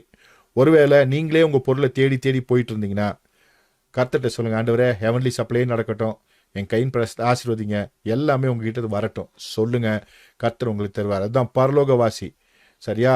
இன்னொரு கூட சொல்கிறேன், என்ன டைம் இருக்கனால சொல்கிறேன். என்னென்னா, ஒரு அமெரிக்கன் வந்து இந்தியாவில் வந்து டூருக்கு வந்துட்டாருன்னா, ஒரு வேளை ஏதோ ரீசன்னால போக முடியல, ஏதோ பிரச்சனையாச்சு அப்படின்னா, அவனை டேக் ஓவர் பண்ணுறது எதுனா அந்த அமெரிக்கன் கவர்மெண்ட்டை டேக் ஓவர் பண்ணும். அவனுக்கான எல்லா தேவையான எம்பாசி மூலமாக தெரியப்படுத்தினதும், எவ்வளோ வருஷம் இங்கே இருக்கானோ அத்தனை பணத்தையும் கவர்மெண்ட்டு என்ன பண்ணிடும்? செலவு கொடுத்துரும். இந்த கவர்மெண்ட் அவனுக்கு தேவையானதை இந்த லோக்கல் கவர்மெண்ட் செஞ்சிடும். பணம் எங்கேருந்து வருது? அங்கேருந்து வருது. ஆர்டர்லாம் செலவு செய்கிறது யாரு? இந்த இந்தியன் கவர்மெண்ட் செலவு பண்ணும். அதே போல தான் நீங்கள் பரலோகத்தில் இருக்கிறீங்க, பரலோக கவர்மெண்ட்டில் இருக்கீங்க. இங்கே கொஞ்ச நாளைக்கு தான் இருக்க போகிறோம், அதுக்கப்புறம் அங்கே போயிட போகிறோம். ஸோ உங்கள் தேவையை இந்த உலகத்தை வைத்தே அவர் எல்லாவற்றையும் தந்துடுவார். அங்கேருந்துன்னா அவன் பரலோகத்துலேருந்து எதுவும் வர்றதில்லை, அங்கேருந்து பணம் அதுக்கான ஆர்டர்ஸ் இஷ்யூ பண்ணிடுவார். அத்தனை காடையை உருவாக்குறதுக்கு ஏற்கனவே ஆர்டர் இஷ்யூ பண்ணி வச்சுட்டு ஒரு காத்தடிச்சு கொண்டு வந்து சேர்த்தாரு போல. அது போல உங்களுக்கான எல்லாமே ஆர்டர்ஸ் மூலியமா எல்லாத்தையும் ரெடி பண்ணி வைத்திருக்கிறார். அததின் காலத்தில் முறுமுறுக்காமல் பெற்றுக்கொள்ள வேண்டும். மனுஷன் அந்த காலத்து இந்த காலத்து வரைக்கும் பிரச்சனை என்ன, முறுமுறுத்த. அதான் வேதவசனம் சொல்லி முறுமுறுத்த ஒருத்தனும் காணான்குள்ளேயே போலையாமா, 40 வருஷம் அங்கேயே செத்து போயிட்டாங்களாம். சரியா, முறுமுறுக்க கூடாது. ஆண்டவரே நீ சரியா தான் செய்வீர் என்கிற எண்ணம் நமக்கு முழு மனதோடு இருக்க வேண்டும். அது ஹாபிக்கரியும் பரலோகவாசி. அடுத்தது செஃபிராட் ஓமர், ஓமரின் எண்ணிக்கை. ஓமரின் எண்ணிக்கை அப்படின்றது என்னன்னா, அது 49 நாட்கள், 7 நம்ம பார்த்தோம். வாரங்களின் வாரங்கள்னு பார்த்தோம். வாழ்க்கையில் மாற்றம், வாழ்க்கையில் மாற்றம் என்பது 49 நாட்கள் என்பது வாழ்க்கையில் மிகப்பெரிய மாற்றம். என்ன மாற்றம்னா, இந்த 49 நாட்கள் என்ன நடந்துச்சு அப்படின்னு இந்த சீனாய் மலை வரைக்கும் வரும்போது என்ன நடந்துச்சுன்னு தெரிஞ்சுக்கிட்டீங்கன்னா ஈஸியா இருக்கும். ஒன்று என்னன்னா, மாராவின் தண்ணீர் அங்கே மதுரம் ஆயிற்று. 2வது வானத்திலிருந்து மன்னா வந்துச்சு. 3வது கண்மையிலிருந்து தண்ணீர் வந்துச்சு. 4வது அமலேக்கை தோற்கடித்தார்கள். இந்த விஷயங்களை நீங்க தெரிஞ்சு கொள்ளணும். என்னது, மாராவின் தண்ணீர் மதுரமாச்சு, உங்க கசப்பான வாழ்க்கை மதுரமாகும். ஏன்னா பரலோகவாசியா நம்ம மாறிட்டோம்னா முதல்ல நம்ம வாழ்க்கையில கசப்பான அனுபவங்கள் மாறும். ஏன்னா அதுக்கு முன்னாலே எதிர்பார்த்து கசப்பான அனுபவம் இல்லையா, அவங்க கொடுக்க மாட்டான், அவங்க கொடுப்பா, அவன் மேலே கசப்பு, வேலை செஞ்சு அவன் ஏமாத்திட்டான், இவன் என்ன ஏமாத்திட்டான், அவங்க அப்படி தான் பண்ணுவாங்க, இவங்க இப்படி தான் பண்ணுவாங்க. கசப்பு, மற்றவர்களுக்கு குறித்த கசப்பு. இந்த கசப்பு உணர்வை கர்த்தர் மாற்றுவார். ஏனென்றால் அந்த தண்ணீர் கசப்பாக தான் இருந்துச்சு, மரத்தை வெட்டி போட்ட பொழுது அது மதுரமாச்சு. நிறைய பிரசங்கங்கள் கேட்டிருப்பீங்க, அதெல்லாம் நினைவுபடுத்தி கொள்ளுங்க. உங்கள் வாழ்க்கையினுடைய அந்த கசப்பு மாறும். மற்றவர்கள் மீது நீங்கள் வைத்திருக்கிற கசப்பு மாறும். ஏன் கசப்பு? நான் எதிர்பார்த்தது நடக்காத பொழுது, ஜனங்களை நம்பின பொழுது, அவர்கள் நம்ம ஏமாற்றின பொழுது, நமக்கு தகுந்தவாறு நடந்து கொள்ளாத பொழுது, நம்முடைய ஆபத்தில் உதவாத போது அவங்க மேலே ஒரு கசப்பு வரும். ஆனால் நம்முடைய கசப்பை மாற்றுகிறவர் கர்த்தர், நமக்கு எல்லாவற்றையும் தருகிறவர் அவர் தான். நம்முடைய வாழ்க்கையை மதுரமாக்குகிறவர், கசப்புணர்ச்சி எடுத்து போடுகிறார். வாழ்க்கையில் முக்கியமான விஷயம். அடுத்தது வானத்திலேருந்து மன்னா. ஏற்கனவே சொன்ன அதான் ஹெவன்லி சப்ளை தான். வானத்திலேருந்து தான் உங்களுக்கு எல்லாமே இனிமேல் கிடைக்கும். 3வது கண்மலையின் தண்ணீர். கர்த்தர் தான் உங்களுக்கு ஜீவ தண்ணீர், அவர் தான் உங்களுக்கு எல்லாமே.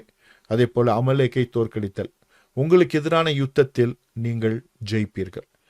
அமலேக் அப்படின்னா அவனை பற்றி என்ன, அவன் வேலிட் வெல்லர், அதாவது பள்ளத்தாக்கு வாசின்னு அர்த்தம். பள்ளத்தாக்கு வாசி என்ன பண்ணுவான், எங்கே மலையில் கொண்டு போய்ட்டு கீழே தான் பள்ளத்தில் தான் போயிடுவான்.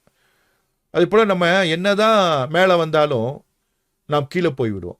புரியும்படியாக சொல்லணும்னா, பிச்சைக்காரன்ட்ட போய் இன்னைக்கு ஒரு 1000 ரூபாய் நீட்டி கொடுத்தீங்கன்னா நாளைக்கும் ரோட்டில் பிச்சை தான் எடுத்துருப்பான் தவிர அந்த காசை அவனால் பயன்படுத்த முடியாது. அதனால தான் நிறைய பிச்சைக்காரங்க செத்து போன பொழுது அவங்கள போய் சோதிச்சு பார்த்தா 1 கோடி 1.5 கோடிலாம் கிடச்சிச்சு.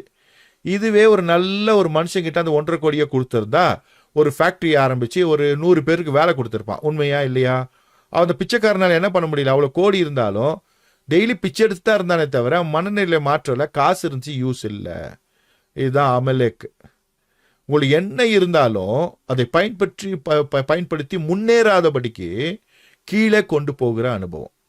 அதனால தான் அமலேக்குனால பள்ளத்தாக்கு வாசி, வேலிட் வெல்லர் அப்படின்னு சொல்லுவாங்க. சரியா?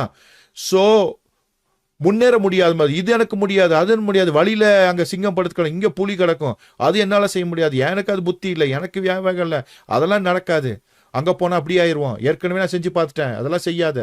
அப்படி எனக்கும் அனுபவம் இருக்கிறது. என்னெல்லாம் பார்த்து என்னுடைய ஃபேமிலியில் அந்த காலகட்டங்களில் சொல்லுவாங்க, பிஸ்னஸ் செய்யாத தோத்துருவேன், பிஸ்னஸ் செய்யாத தோத்துருவேன், உங்கள் அப்பா தோத்துட்டாரு, இவங்க தோத்துட்டாங்கன்னு எங்கள் அம்மா அடிக்கடி சொல்லுவாங்க.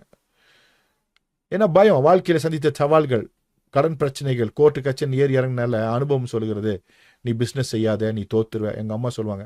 நான் ரொம்ப சத்தம் போடுவேன், வீட்டில் ரொம்ப கொஞ்சம் ஹார்ஷாக பேசுவேன். அதனால எங்கள் அம்மா என்ன பண்ணுவாங்கன்னா, இவன்கிட்ட சொன்னால் யூஸ் இல்லைன்னு என்னோட ஃப்ரெண்ட்ஸ்ட்டு எல்லாம் கூப்பிட்டு சொல்லுவாங்க, அவனை எங்கேயாச்சும் வேலைக்கு போக சொல்லுங்கள், அவனை பிஸ்னஸ் பண்ண வேண்டான்னு. ஆனால் கர்த்தர் எனக்கு கொடுத்த அறிவை நான் பயன்படுத்தி பிஸ்னஸ் பண்ண, தோற்று போய் இந்த ஊழியத்துக்கு வரல. பீக்கில் இருக்கும்போது கர்த்தர் மண்டை உடச்சனால தான் உள்ளே வந்தேன், இல்லைன்னா இன்றைக்கி பிஸ்னஸ் பண்ணிட்டு தான் இருந்திருப்பேன். தோற்று போகலை. ஆண்டவர் எனக்கு உணர்த்தின விஷயங்கள் உங்கள் அனுபவங்கள் அப்படி இருந்தாலும், தோற்றுப்போன அனுபவங்கள் இருந்தாலும் அது கீழே தள்ளுவதற்கு. பிச்சைக்காரன் இருக்க காசு அவனுக்கு உதவாது. அதே போல உங்கள்ட்ட இருக்கிற அந்த திறமைகள் எல்லாம், உங்கள்கிட்ட இருக்கிற சின்ன அந்த குறைந்த ஒன்று இருக்கிறது அல்லவா, அதை நிறைவாக்குவதற்கு அமலேக்கை தோற்கடிக்க வேண்டும். மனப்போராட்டம், யுத்தத்தில் ஜெயிக்க வேண்டும். கர்த்தர் உங்களை உயர்ந்த ஸ்தானத்தில் வைப்பார். ஏன்னா வேதவசனம் சொல்லுகிறது, அவனுடைய கால்களை மான்கள் கால்கள் போலாக்கி அவனுடைய உயர்தலங்களில் அவனை நிறுத்துகிறார். எத்தனை பேர் புரிஞ்சிச்சு? ஸோ இந்த செஃபிராட் ஓமர் வாழ்க்கையில் மாற்றம், இந்த 49 நாட்கள் வாழ்க்கையில் மிகப்பெரிய மாற்றத்தை உண்டு பண்ணுகிறது. ஸோ நம்ம வாழ்க்கையிலையும் இதுவும் நம்முடைய வாழ்க்கையில் இதெல்லாம் நடக்கணும். பாருங்கள், எங்கே இருக்கோம்? கசப்பாக இருக்கா? இவன் மேலே கசப்பா, அவன் மேலே கசப்பா. அவன்கிட்ட சொன்ன அவன் செய்யலை, அவனை பார்த்தாலே பிடிக்கல, என்னை ஏமாற்றிட்டான், அவன் எனக்கு மட்டும் செய்யலை. மனிதர்கள் மீது கசப்பா, வாழ்க்கையின் மீது கசப்பா, உங்கள் மீதே கசப்பா, எனக்கு எபிலிட்டி இல்லை, I cannot do this thing அப்படின்னு நினைக்கிறீங்களா? மற்றவர்களே குறை சொல்லி கொண்டிருக்கிறீங்களா? கசப்பா இருக்கா? அந்த கசப்பு கர்த்தருக்குள் மாற வேண்டிய ஒரு காலகட்டம். ஏனென்றால் கசப்போடு ஒருவனால் ஒன்றையும் செய்து விட முடியாது, ஜெயிக்க முடியாது. இன்னைக்கே யார் மேலேயாச்சும் உங்களுக்கு கசப்பு இருந்துச்சுன்னா அதை விட்டுருங்க. உங்கள் மேலேயே கசப்பு இருந்தா, உங்கள் மேலேயே ஒரு பெரிய ஒரு இது இருந்துச்சுன்னா அதை நீங்கள் எடுத்துருங்க. ஏன்னா கசப்பை மாற்றுவது என்பது கர்த்தருடைய வேலை. இன்றைக்கு உங்கள் வாழ்க்கை மதுரமாகும். அதே போல் மறுபடியும் சொல்கிறேன், இது வானத்தின் மண்ணா. உங்களுடைய சப்ளை எல்லாமே ஹெவனில் தான், கண்மையிலிருந்து தான் தண்ணீர். அதே போல் வாழ்வதற்கு தண்ணீரும் அப்பமும் தேவை. அதுதான் நம்ம கம்யூனியனாக எடுக்கிறோம் அதற்கு அடையாளமாக. அதாவது ஸ்பிரிச்சுவல் வேர்ல்டில் அதை மறந்துடாதீங்க. அப்பத்தையும் திராட்சை ரசத்தையும் மறந்துடாதீங்க. சரியா? ஜீவ தண்ணீரை மறந்துடாதீங்க. அடுத்தது அமலேக்கை தோற்கடித்தல். உன்னால் முடியாது அப்படின்ற ஒரு உலகம், உன்னால் முடியும் என்கிற உலகம். தரம் உயர்த்துகிற ஆண்டவரை நீங்கள் வைத்திருக்கிறீர்கள். தாவீது அவன் ஆடு மேய்ச்சிட்டு தான் இருந்தான், தரம் உயர்த்தினது கர்த்தர். அல்லேலூயா. யோசேப்பு ஒரு ஆடு மாடு வளர்க்குற கும்பத்திலிருந்து வந்தான், அவனை தரம் உயர்த்தினவர் கர்த்தர். பார்வோனுக்கு அடுத்த ஸ்தானத்தில் கொண்டு போய் நிறுத்தினவர் கர்த்தர். ஸோ வேதத்தில் யாரை பார்த்தாலும் தரம் உயர்த்தி இருப்பார். இப்போ தரம் உயர்த்துகிற ஆண்டவரை தான் வைத்திருக்கிறோம். தரம் உயர்த்துவதற்கு அமலேக்கை தோற்கடிக்க வேண்டும். எப்போ அவனுக்கு தாவீது பிரபலமானானா, தனக்கு முன்னா இருந்த ஒரு அமலேக்கு போல இருந்ததானே கோலியாத்தை வீழ்த்தினான் பாருங்க. சவுல் கொன்றது 1000, தாவீது கொண்டு 10000ட்டானுங்க. அன்னைக்கே அவனுக்கு என்ன ஆயிடுச்சு? சீட்டு உறுதியாயிருச்சு. சரியா? மேற்கொண்டால் தைரியம் எங்கேருந்து வந்துச்சு அவனுக்கு? கல் எடுத்துட்டு போய் அவனை அடிக்கணும்னு. இதுதான் கர்த்தருடைய அறிவு, தேவ அறிவு. ஸோ அதே போல நீங்கள் தோற்க மாட்டீர்கள் எப்பொழுது? அமலேக்கை தோற்கடிக்க நீங்கள் எழுந்திருக்கும் பொழுது. சரியா? ஓகே, இது 4 விஷயங்கள் கண்டிப்பாக இந்த செஃபிராட் ஓமர் என்கிறதான இந்த காலகட்டங்களில் அவர்கள் சந்தித்தார்கள். அதே போல நாமும் கர்த்தரை ஏற்றுக்கொண்ட நாமும், இயேசு ஏற்றுக்கொண்ட நமக்கும் இது எப்பொழுதுமே இது மாறாது. இந்த பாதை மாறவே மாறாதுங்க. இது இந்த பேட்டர்ன் மாறவே மாறாது. நினச்சிக்கோங்க, எல்லாத்துக்கும் ஒரே பேட்டர்ன் தான். ஏன்னா அதுதான் திட்டம். கண்டிப்பாக இது இருக்கும். ஆனால் இடம் வேற, சூழ்நிலைகள் வேற, காலகட்டங்கள் வேற, ஆட்கள் வேற, டிசைன் வேறையா இருக்கும். சரியா? ஆனால் பிளான் இதுதான்.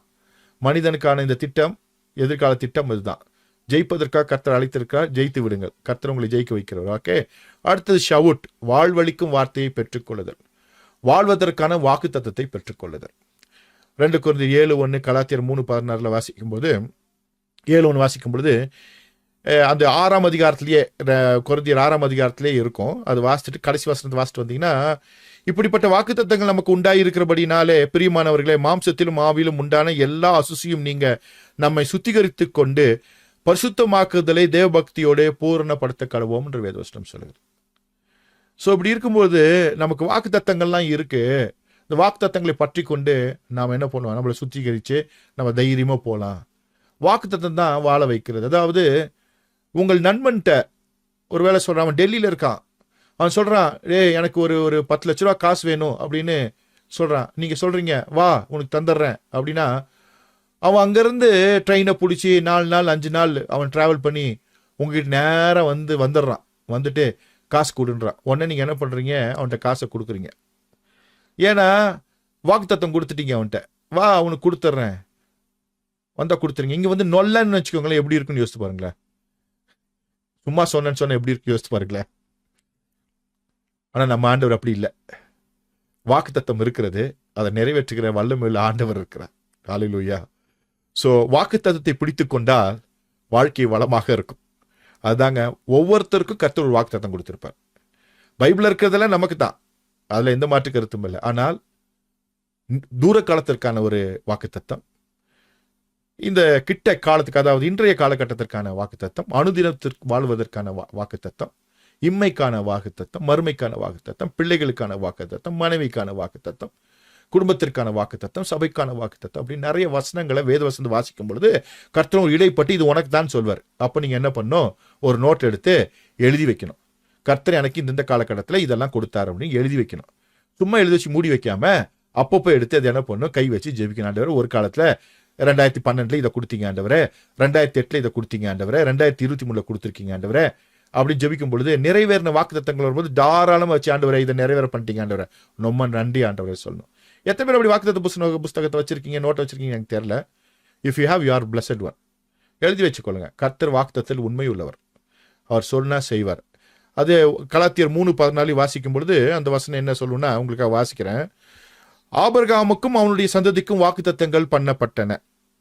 சந்ததிகளுக்கு என்று அநேகரை குறித்து சொல்லாமல் உன் சந்ததிக்கு என்று ஒருவனை குறித்து சொல்லியிருக்கார், அந்த சந்ததி கிறிஸ்துவே. ஆனால் ஃபர்ஸ்ட் ஆப் எடுத்துட்டோம்னா, ஆபிரகாமுக்கும் அவனுடைய சந்ததிக்கும் வாக்குத்தத்தங்கள் பண்ணப்பட்டன, அதை நிறைவேற்றினார்.